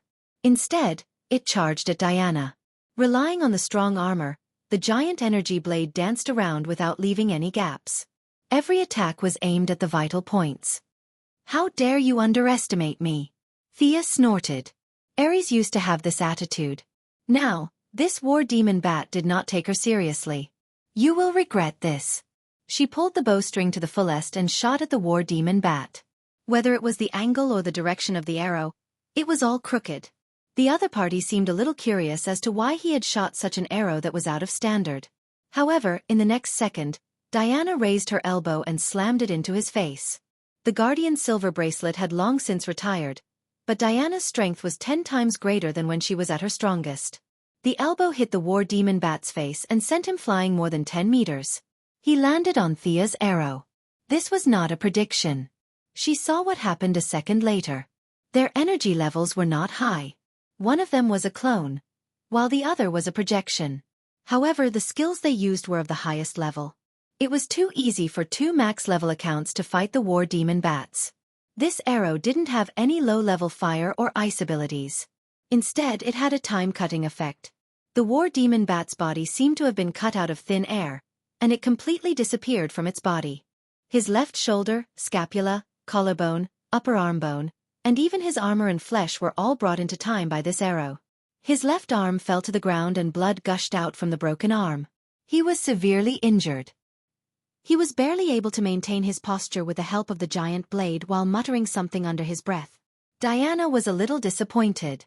There was really no challenge. Even if their energy levels were about the same, the huge gap between their realms was not something that could be bridged by a large amount of energy. You've lost. Hand over the helmet and I'll let you go. She pointed her sword at the war demon bat and said coldly.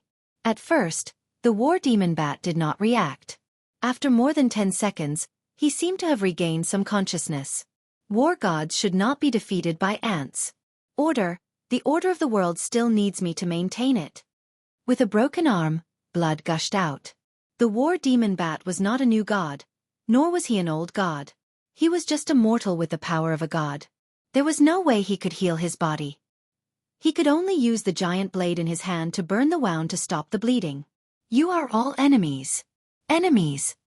He roared at the sky like a sad hero. Humph. Milady snorted and signaled Diana to dodge. She pulled the bowstring to its limit again. She aimed at the war demon bat's heart. Strands of death aura were extracted from the world. She pulled very carefully, not wanting to disturb Barbatos. She was just a projection, so it didn't matter if she lost it. Diana was here as a clone. It would be a loss if she was injured. The death aura gathered very little.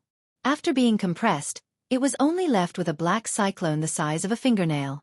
It was attached to the arrow. Thea whistled to attract the enemy's attention. At the same time, she released the bowstring. The speed of the arrow did not have any special effects like a meteor chasing after the moon. In fact, it was not fast at all. She whistled and did not prepare for a sneak attack. Milady's arrow did not have much power or angle. It was not even as good as a beginner's arrow. However, this arrow had the power of law. This law was made up by her on the spot. The content was that the war demon bat must die. Although it was not a god, the war demon bat's energy was not ordinary. He had a premonition that he was in trouble. He grabbed the ground, picked up a giant rock, and threw it at the arrow. The arrow ignored the giant rock and went through it like a shadow. There was a muffled sound. The armor that the war demon bat was proud of, and the divine power that was gathered by the Greek gods, could not block this light arrow. The arrow went straight into the bat's chest.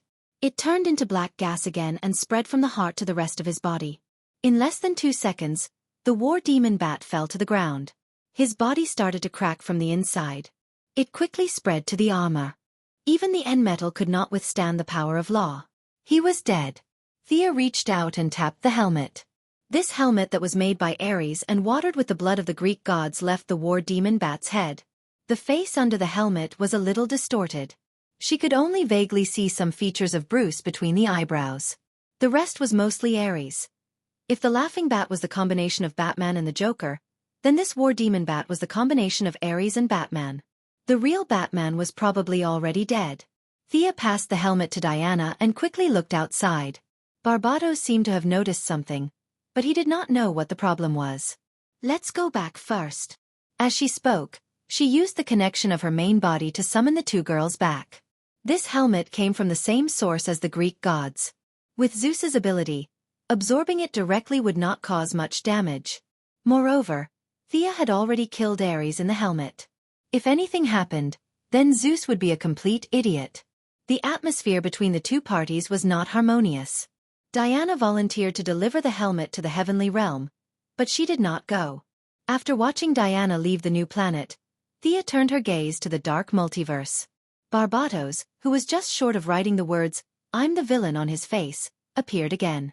Thea heard a soundless wave. She knew that he was scolding her for not following the rules. She did not argue with him. "I'm not following the rules." What can you do about it? Come at me if you can. Chapter 1074. Sia looked at the figure in the darkness that gradually retreated and carefully identified it again. Then she turned her head and said to Brosnan, "Bring the old butler back to Gotham first.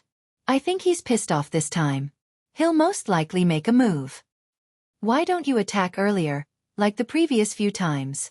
Because the time for the universe fusion hasn't come yet. There's a high chance that the universe fusion will upgrade to an omnipotent universe. It's good for us, and you too. If I start a war now, many people will jump out to stop me. I'm not afraid of one or two, but it's not easy to deal with too many." If she had a choice, she would have gone over and killed Barbados instantly. However, she was not the most powerful person in the universe. If she angered everyone, it would be troublesome. Damien found a cave deep under Gotham. It's exactly the same as the one I saw in the world I went to. However, I remember that 10 years ago, when I explored Gotham's terrain, there was no such cave. Bruce thought about this question for a few days, but he could not find an answer. Thea looked at him in surprise. "Your way of thinking is still stuck in the past. Do you still remember the Bat Tribe? If I'm not mistaken, they were the ones who dug it. To you, the cave didn't exist 10 years ago. However, looking at the overall timeline, the Bat Tribe has been digging for thousands of years." Bruce thought about it and felt that the explanation was a little ridiculous. However, there was no better explanation. He seemed to have thought of another question. Judging from the remains there, they still have close ties with Gotham City. Thea nodded. "They're from the Owl Court, right? Speaking of which, the court had provided her with a lot of financial help when she was at her weakest. However, their internal organization structure was too loose. They were basically a super large club. The 2 agents she supported had died in internal strife. The court was involved in all aspects of Gotham. Bruce had attacked them several times, but it did not hurt them at all. The Court of Owls is like a Gotham version of Hydra. No matter how convinced you are that they are gone, they will always jump out and slap you in the face. The Wayne family was known as the Wayne Banching. Other than the Wayne Corporation, they also owned various commercial land, resorts, construction companies, chemical factories, and military factories. These companies all belonged to the Wayne family in name, but the real controller had always been the Court of Owls. They used hundreds of years to build and control Gotham City. Thea thought for a moment and said, "Why don't we screen the stubborn Bat Tribe members and let the government deal with the rest?" They quickly decided on the fate of the Court of Owls. Bruce returned to Gotham to monitor the court's every move, while Thea returned to Hell to adjust her Hell Tower in preparation for the future fusion of the 2 universes. While being on guard, Barbados from another universe still made his move. No one knew if he was mad or if he had been planning for a long time, but he made 2 moves. One was terrible, and the other could be said to be a 1-second move. A Batman injected with doomsday cells secretly arrived in the metropolis. He called himself the Ravager. The Superman of that world lost control. Batman injected himself with doomsday cells and easily killed the Superman. But he could no longer turn back. In the early days of his arrival, the Ravager was full of glory. The whole city seemed to tremble under his feet. However, his glory did not last for more than 3 seconds. When Superman arrived with 150 Kryptonian compatriots, the result was as expected. The scene was tragic. 150 Kryptonians, under the leadership of Superman, the new god of strength, surrounded the Ravagers and gave them a good beating. The scene was heartbreaking to the onlookers and made them shed tears. The Ravager was no match for them at all. If he still had Batman's wisdom, he could still struggle a little. Unfortunately, he was more like a beast at this time. 150 stellar-strengthened Kryptonian heroes knocked him down to the ground while singing, and each of them stepped on him. The Ravager's injuries were too serious. Doomsday cells could not repair them. The cells did not know that there were 150 enemies in the outside world. They would only evolve to be stronger than the Kryptonians. However, it was useless. He could defeat one, but he could not defeat 150. In short, this was a classic case of quantity defeating quality in the history of combat. On the other hand, there was bad news. A crimson figure suddenly paid a visit to the central city. It was a powerful extreme speed user. Unlike the colorful phantoms left behind by ordinary speedsters, where he passed at high speed, a large number of dark red bat-like energy phantoms would be left behind. When the speedster arrived at Central City, He immediately rushed to the site of the original cutting-edge technology laboratory. The passage between the two worlds here was extremely weak. Even though Thea had reinforced it several times, it was still not strong enough. He ran at high speed at the weak point of the barrier, trying to reopen the passage between the two universes. The Flash, who had sensed the anomaly, hurried out to stop him. Unfortunately, he had to deal with Batman, who had incredible speed and no bottom line. He was defeated in just 2 rounds. If it were not for Reverse Lightning, who had been hiding in the dark, timely rescue, Barry would have been killed by Batman. Even though the two of them worked together, they were still defeated and fled. By the time Superman and the people of the Righteous Alliance arrived to help, Batman had already escaped and finally broke the barrier between the two worlds. After wreaking havoc in the Central City, they fled back to the Dark Multiverse at once, leaving the extraordinarily dilapidated Central City for them. Repairing the barrier between the two worlds, rescuing the injured citizens, and treating Barry, the people of the Righteous Alliance were busy for the whole day. The Ravager's doomsday cells were separated. Superman used the technological device in the Fortress of Solitude to send the cells into the Phantom area. The corpse of Batman, which was not in human form, was pulled away by Bruce. Is this too passive? Can we take the initiative to attack? Superman was a little tired of these Batman. He did not know if it was Bruce's nightmare, but it was about to become his nightmare. After actively rescuing the injured for the whole day, he asked Thea about it at night. She was also busy for half a day. It was easy to destroy, but difficult to build. The location of Central City was naturally a weak point. It was congenitally deficient and was damaged the day after. It was a big project for her to repair it to the same level as other places. After all, she was dead, not alive. Her power was naturally not good at repairing. It will take about a month to complete the fusion of the two universes. There will definitely be a great battle then, Thea said after observing for a while. If they can attack, then we should be able to fight our way through, right? Superman was puzzled. Chapter 1075. Thea looked around and saw that no one was around before she explained, "You are now a god too. You should be able to feel the joy of the universe. If it wants to be further perfected, it needs the rules of the Dark Multiverse to supplement it." Superman nodded. She continued, "Of course we can attack now. But if the guy in the Dark Multiverse detonates the Dark Universe in a fit of anger, it will hinder the evolution of the existing universe. If the two universes begin to merge, he will lose the opportunity to detonate the universe, and I will be able to take him down. That's about it." Superman was dizzy from listening and flew away as if he didn't fully understand. For the next month, Earth was shrouded in the shadow of Batman. Every 2 or 3 days, there would be strange Batman popping up to show their existence. For example, the Batman who had escaped before called himself the Red Reaper. Another example was the Lantern of Dawn who returned with First Lantern's curse. This Batman with the green light ring was the nemesis of all the lanterns. He could extinguish the emotional energy in the ring, allowing him to maintain a high level of damage to the lanterns. Another example was Brucey Wayne, who was a woman and could fight underwater with genetic technology. This female version of Batman had added a lot of Atlantean genes to herself and now had the power to control the sea. She was known as the Drowned One. The last was a killing machine who had merged himself with technological products. He could control all electronic devices. Among the few Batman, he was the biggest threat to Earth. The tug-of-war began. Lantern of Dawn won the first battle. The green and yellow lanterns had different degrees of sacrifice, but his victory came to an end when the other 150 Kryptonians arrived.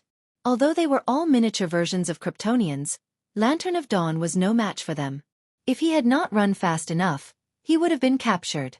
Brucey the Drowned One was very lethal. There were not many heroes on Earth who could fight underwater. Only Poseidon and Mera could be the main force. With the help of the other superheroes, they barely managed to maintain a tie. The Red Reaper was the most troublesome. This guy was faster than the Flash, not to mention his intelligence. Even if the 3 speedsters of the Flash family and Reverse Lightning attacked together, they were still defeated. Fortunately, Superman was there to help monitor the world and inform them of the news in time. Traps and anti-traps were used one after another. That was how they were able to maintain the battle situation even though they were lagging behind. The last killing machine was a little tricky. He tried to use the internet to control all of humanity's weapons. Fortunately, Bruce intervened at the last moment. Although the opponent's methods were sharp, Bruce had obtained a lot of advanced technology from Brainiac's spaceship. With the intelligence of a god, he quickly defeated the killing machine in the internet world. A month of blood and fire quickly passed.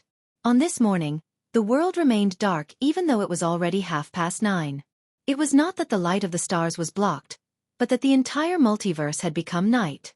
All the superheroes, lanterns, and Kryptonians in the Hall of Justice were ready to take part in this once-in-a-lifetime battle. Thea and Diana were not present. They had to deal with the last enemy. The two women had both left the Justice League, and Thea's position was inherited by Oliver. With Green Arrow's experience, she was more than qualified to be an elder of the Justice League. Diana, on the other hand, let her disciple Casey the Wonder Girl enter the Justice League. At the same time, Bruce had also officially left the Justice League, and was replaced by the second-generation Batman, Damian. However, as a young man, he was just an ordinary member like Casey. The three elders, Thea, Diana, and Bruce, had retired. Those who still had decision-making power were Superman, the Flash, Green Arrow, Poseidon, and Hal Jordan. 5 of them. Other than the 5 of them, there was still half a person who had decision-making power, and that was Daniel the Sandman, who stayed as a consultant. Although he did not know when the title of consultant had fallen on his head, Thea was in the underworld. She had met up with Diana, and was making the final adjustments to her underworld tower. Originally, according to the trajectory of events, this should be the Dark World invading the main world, and the process was almost irreversible. However, things were different with the underworld tower. With the highest authority, this super-civilization technological equipment that could adjust the frequency of the multiverse began to operate slowly. The main multiverse maintained the original frequency, and at the same time, changed the frequency of the dark multiverse, making the other side close to it for the main multiverse to devour. The heroes of the main multiverse were ready to go. Before they set off, they talked about the things to take note of, and the attack strategy. This was originally Bruce's job, but he was not present today. After all, the enemy that a bunch of people wanted to defeat was Batman, and he was too ashamed to say anything in front of everyone. Since he was not present, as the greatest superhero, Superman took up the role of leader. After being a superhero for more than 10 years, he had an unparalleled reputation today. After an impassioned speech, he asked Daniel about the specific grouping. Teleportation is random, but it is also inevitable. Everything is influenced by the will of the universe, and we can only make some slight changes. At this time, Daniel created a psychedelic 7-color teleportation door, and behind the door was the dark world. Will there be a situation where we are completely restrained by the enemy? Superman asked cautiously. At the mention of this, Daniel was very proud. He snapped his fingers. This problem has been solved. We will enter the world of the original Laughing Bats first. There are rules of death solidification there, and it can be used as a transit and on-site command center. Our chances of winning are very high. The heroes had nothing to say. They stepped into the teleportation door and entered the world of the Laughing Bats. As long as we defeat the few deepest nightmares, the whole world will become weak, and our main multiverse will be able to devour this place. Everyone knew who the few nightmares referred to. It was the 4 nightmare versions of Batman that had survived until now. Daniel lowered his head and fiddled with it. Teleportation between universes was much easier, and he could do it just by using the power of dreams. He was judging and capturing the intricate information of the world. Suddenly he shouted, "I see it, the world of the drowned one. Who wants to enter?" As he spoke, he opened a blue teleportation door at the side. The Sea King laughed heartily and walked out first. "I'll do it, my battle with that guy is not over yet." Of course, Mira could not let him fight alone. This time, the husband and wife had to deal with the drowned one, Bruce Wayne. There were too few heroes who were good at naval battles.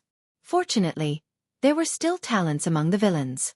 Under the premise that Thea promised to resurrect her father, Black Manta, who had been imprisoned in Atlantis for many years, also came to the scene. Chapter 1076. Black Manta was an ordinary person, but with the help of his own technological equipment, his underwater combat power was not inferior to the Sea King. Other than that, Green Arrow Oliver had also joined the team. He had water armor, so he did not need a bow. His close combat ability was also at the level of a martial artist, so he could provide some help. These worlds are deformed and broken. Do not walk onto the battlefield with compassion. Please remember this, Daniel reminded them before they left. The four of them walked into the teleportation circle together. As soon as they stepped out of the door, the seawater that rushed at them gave them a heavy blow. Fortunately, they were skilled. They dove underwater and began to track the drowned person. The water world was completely swallowed by the sea.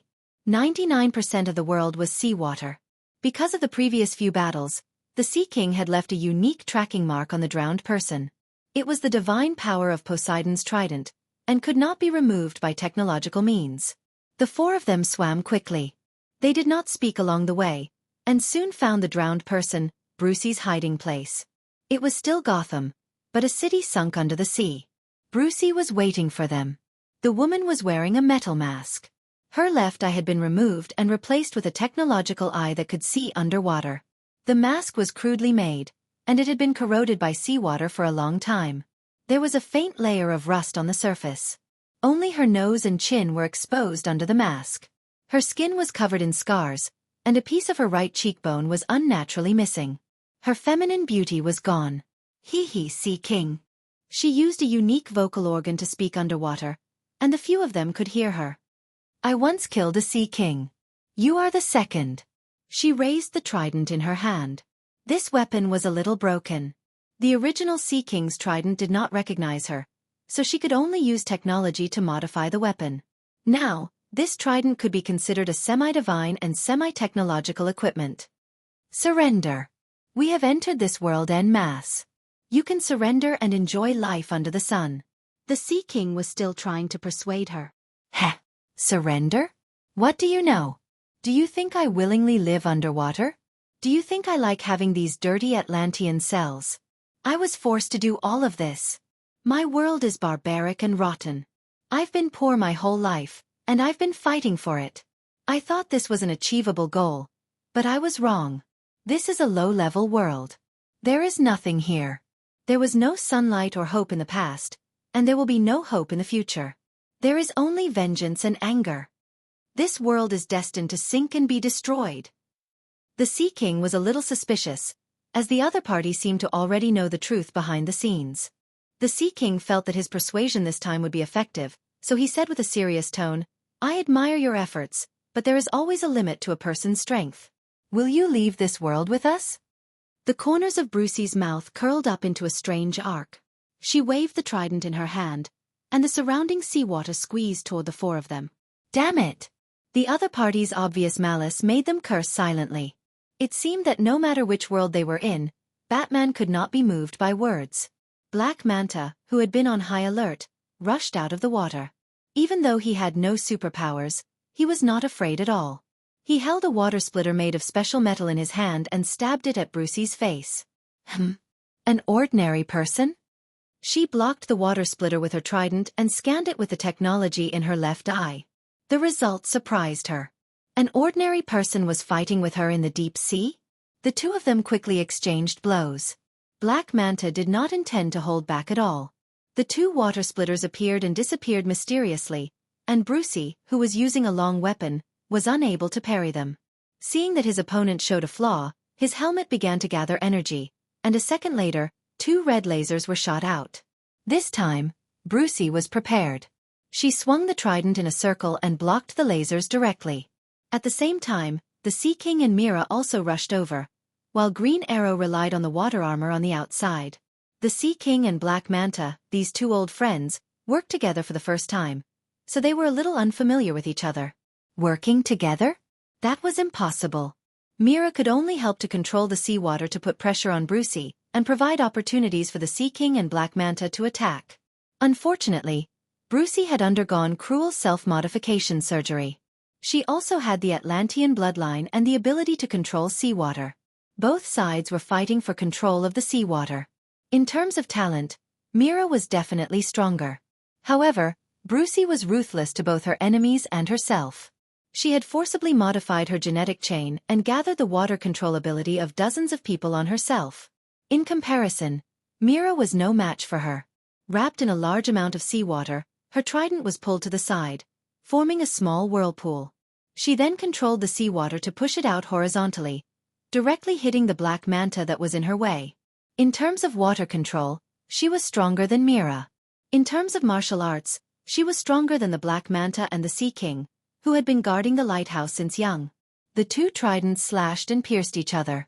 In just 2 moves, the Sea King, who was average in martial arts, had 3 holes in his shoulder. This tattered, semi-divine, semi-technological trident had some special effect. An unknown substance was mixed into the wound, severely hindering the Sea King's self-healing ability in the seawater. Fortunately, Green Arrow was not far away to help. As a martial artist, he could fight dozens of moves with Batman even with melee weapons. Although fighting underwater was a little awkward, the principles of fighting were still the same. Brucey, the Sea King, and the Black Manta all used the sharpness of their weapons to attack the enemy. Green Arrow pulled out 2 straight swords from the armor, and at the same time, the armor powered the weapons to help resist the power of the divine trident. Oliver's face was serious as he saved the Sea King. One of his swords blocked the trident, and the other went straight for the enemy's left hand. Good skill. The drowned person praised softly. She turned the trident around and used the handle to block the straight swords. At the same time, she opened her mouth and spat out a large amount of ink like black water at the few of them. Retreat, the Sea King reminded. Green Arrow, Mira, and the Black Manta each pulled back a distance. The ink was the exclusive ability of the drowned person, containing countless wronged souls. Of course, for Brucey, who believed in science, souls did not exist. She believed that the ink was full of the spiritual imprints left by the dead. These spiritual imprints would turn the living into the slaves of the drowned person, combining attack and defense. Brucey used this move to single-handedly destroy Atlantis in her world. Chapter 1077. She had used this move in the Battle of the Main Body and severely injured Mela. Fortunately, Thea had saved her, or else she would have been severely injured even if she had not died. Now, they could only avoid this unsolvable move. The opponent could only spit out a limited amount of ink in a short period of time. As long as they were prepared, it was not difficult to deal with. She ran away. Only the Green Arrow armor had a detection device. The few of them waited in the dark sea for a long time, and in the end, they received such bad news. There was nothing to say. Let's chase. The thick ink blocked their vision. Even the Sea King and Mela could not see the direction. At this time, Green Arrow's armor came into play. He led the way and chased to the side. When they swam to an underwater cave, Green Arrow was a little hesitant. The magnetic field in the cave was unstable and had been interfering with his armor. The Black Manta ray that relied on technology was also affected. After a simple discussion with the Sea King, the two quickly made up their minds. They would not go in. Knowing that the opponent had set a trap inside, they would still rush in. How stupid would that be? Although the Sea King and Green Arrow were a little impatient, they had been beaten by reality for so many years. I don't believe that she has been hiding down there. Let's go back to the surface. The Sea King said and let Green Arrow and the Black Manta Ray go first while he and Mela stayed behind to guard. Their caution paid off. Realizing that they were not fooled, Brucey could only take the initiative to attack. She hid among a group of fish and hid from Green Arrow's thermal imaging system. However, when she approached carefully, she was discovered by the Sea King who liked to control underwater creatures. There was a living person hiding in a group of fish. The Sea King attacked without looking. Green Arrow and the Black Manta Ray cooperated with him on both sides. Tridents, water thorns, and straight swords danced up and down. Brucey could not block them and was pierced by the Black Manta Ray on her shoulder and collarbone. Light blue blood flowed out of the wound. However, she did not care and controlled the water flow to block the wound and continued to fight with them. You actually modified yourself to such an extent. Green Arrow felt that she was terrible and pitiful. She had forcibly changed her genes. Just thinking about it showed how much she had suffered and how much she had suffered. This is the price of power. She yelled and used her left hand to control the water flow to block the Sea King and the Black Manta Ray. She held the halberd in her right hand and swung it at the Green Arrow at lightning speed. If this was on land, Green Arrow would have no difficulty dodging it. His dynamic vision and reaction speed were among the best among superheroes. However, he was still underwater.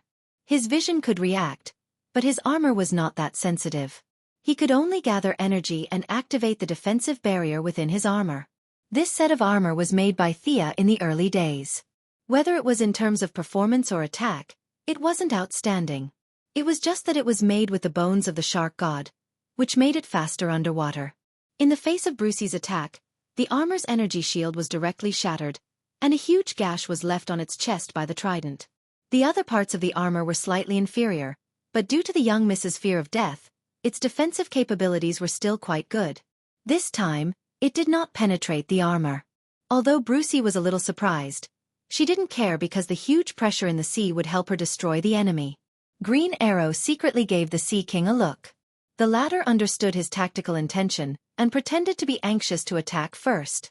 It seemed that he was ready to let Green Arrow leave the deep sea and return to the surface to repair the armor. The enemy wanted to escape, and Brucey certainly wouldn't let go of this opportunity. She began to attack Green Arrow wildly, vowing to kill him with her halberd. The Sea King desperately tried to cover her and shouted from time to time to run. In order to attack first, Brucey naturally relaxed her control of the sea, and Mira was able to regain the initiative. The sea gathered from all directions and rushed towards the battlefield. Brucey paid the price of having her neck pierced by the black manta ray, and once again slashed Green Arrow's armor with her halberd. Just as she was about to watch the other party get crushed by the sea, she saw a flash of white light on Green Arrow's body and instantly disappear. Due to the lack of information, she didn't know that Thea had placed teleportation gems on several of her close relatives. Green Arrow was like a bait, firmly attracting her attack. When Brucey realized that she had fallen into the trap, one of the enemy's combat power had disappeared, but she was also seriously injured. She lost control of the sea, and the wound on her neck was even more serious. She didn't know what technology the Black Manta Ray had developed, but the metal on the surface of his water splitter could slow down the healing speed of the Atlantean's body, and it was accompanied by a strong poison. The Sea King was not immune, and Brucey, a pirated version, was even more so. Hee. Blood kept flowing out of her neck, and her strength began to decline. Surrender. You can't beat us. The veins on Mira's forehead bulged, and her ability was mobilized to the extreme. Brucey, whose strength was greatly reduced, could no longer control the sea. She was squeezed into an unusually narrow space and couldn't move. The difference in pressure between the inside and outside caused her to spurt blood. Give up resistance, you still have a chance to redeem yourself. The Sea King stood outside and tried to persuade her to surrender again. The Black Manta Ray curled his lips, still on guard. Brucey, who was trapped in layers of water, smiled silently. Her smile was full of cruelty and bloodthirst. Her body began to expand violently, and ink flowed out of her body uncontrollably. The pressure on Mira increased sharply, and she could only mobilize more of her mental strength to hold on. The souls in the black ink were squeezed into a small space, and the last thing the Sea King heard was Brucey's crazy and joyful cry. In the next second, the water space exploded from the inside out. Mira was directly injured, and she spat out a mouthful of blood and fell into a coma. The Sea King did not have time to check on his wife's injuries, and quickly swam away with her. The Black Manta Ray swam quickly, and the black ink spread rapidly in the sea. Countless fish were caught in it, lost their nature, and began to provide energy for the black ink. The Sea King and the Black Manta Ray swam for hundreds of miles, and only then did they escape Brucey's crazy self-explosion attack. They rested for a while, and checked according to the magic talisman that Daniel had prepared in advance. After confirming Brucey's death, they returned to the original Laughing Bat world. The source of the nightmare was solved, but for the Earth of this world, the loss was also great. 1/3 of the sea was contaminated by the black ink, and the remaining life forms were once again destroyed. The sea may be clear again in the future, but that would be a long time in the future. Mira was treated by the green lamp and the blue lamp, and it took a while for her to wake up, but she was still a little weak. As the first to end the battle, the Sea King saw that his wife's breathing was stable, and asked about the situation of the other battlefields. Chapter 1078. At the same time in another world, in another broken Gotham. A few figures were running at full speed. This was the world of the Red Reaper. Batman hated himself for not being able to save Nightwing, Tim, and the others in time, so he tied up the Flash and drove the Batmobile into the space of seraphic speed. Batman and the Flash merged into one. He returned with the power of seraphic speed and killed all the Gotham villains in the next 10 seconds. Today, he was playing a game of hunt and counterhunt with the Flash from another world, Reverse Lightning. Psyker, go to East Street and block him. Caitlin, Use your ability to create speed bumps at the 3 intersections in front. Run, Barry, run. The one in command was Reverse Lightning. He didn't care about the Red Reaper, but Thea promised to send him back to the 25th century. This time, he was here to fulfill the promise. Barry, Psyker, Caitlin, and Reverse Lightning, who was disguised as Dr. Wells, the 4 of them reunited after a few years to fight for the same goal. Unfortunately, they couldn't find the close relationship they had in the past. They didn't hide their vigilance against each other, but fate, or perhaps Thea's bad taste, still brought the 4 of them together. Although the conflict was huge, it didn't affect Reverse Lightning's plan. The few of them wanted to resist his orders, but they also had a desire from the depths of their hearts. Fighting side by side again, it seemed like a good idea? This thought appeared in the deepest part of their hearts, but no one said it out loud. The Red Reaper's speed was faster than the 2 of them. His intelligence was also higher than Reverse Lightning's. In terms of familiarity with Gotham, the 4 of them added together couldn't compare to him. But even with the advantage in every aspect, he was still evenly matched with the 4 of them. This seemingly disunited but actually very united lightning squad was much more difficult to deal with than he expected.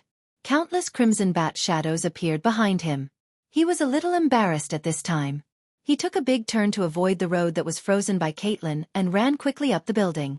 However, this delay allowed the Flash to catch up with him from behind. On the other side, Reverse Lightning was also in an angle with him. He could only change directions again and run east. Psyker, get ready. 3, 2, 1. Seeing that the enemy had fallen into his trap, Reverse Lightning quickly commanded through his headset. Psyker could temporarily sever the connection between this group of extreme speed users and the God Speed Force. Although it was only for a short period of time, in the midst of high-speed running, that momentary lapse in connection could affect the entire situation. After that, without looking at where the Red Reaper was, he directly used his shockwave ability to cut off the connection between this space and the space of the Speed Force. Dodge! Open, Psyker! Static came from the earpiece, and a few words could be vaguely heard. The Red Reaper, which was supposed to lose its balance and fall to the ground, was not affected at all. Instead, it was the 2 speedsters on his side who stopped and started running again when they saw that he was in danger.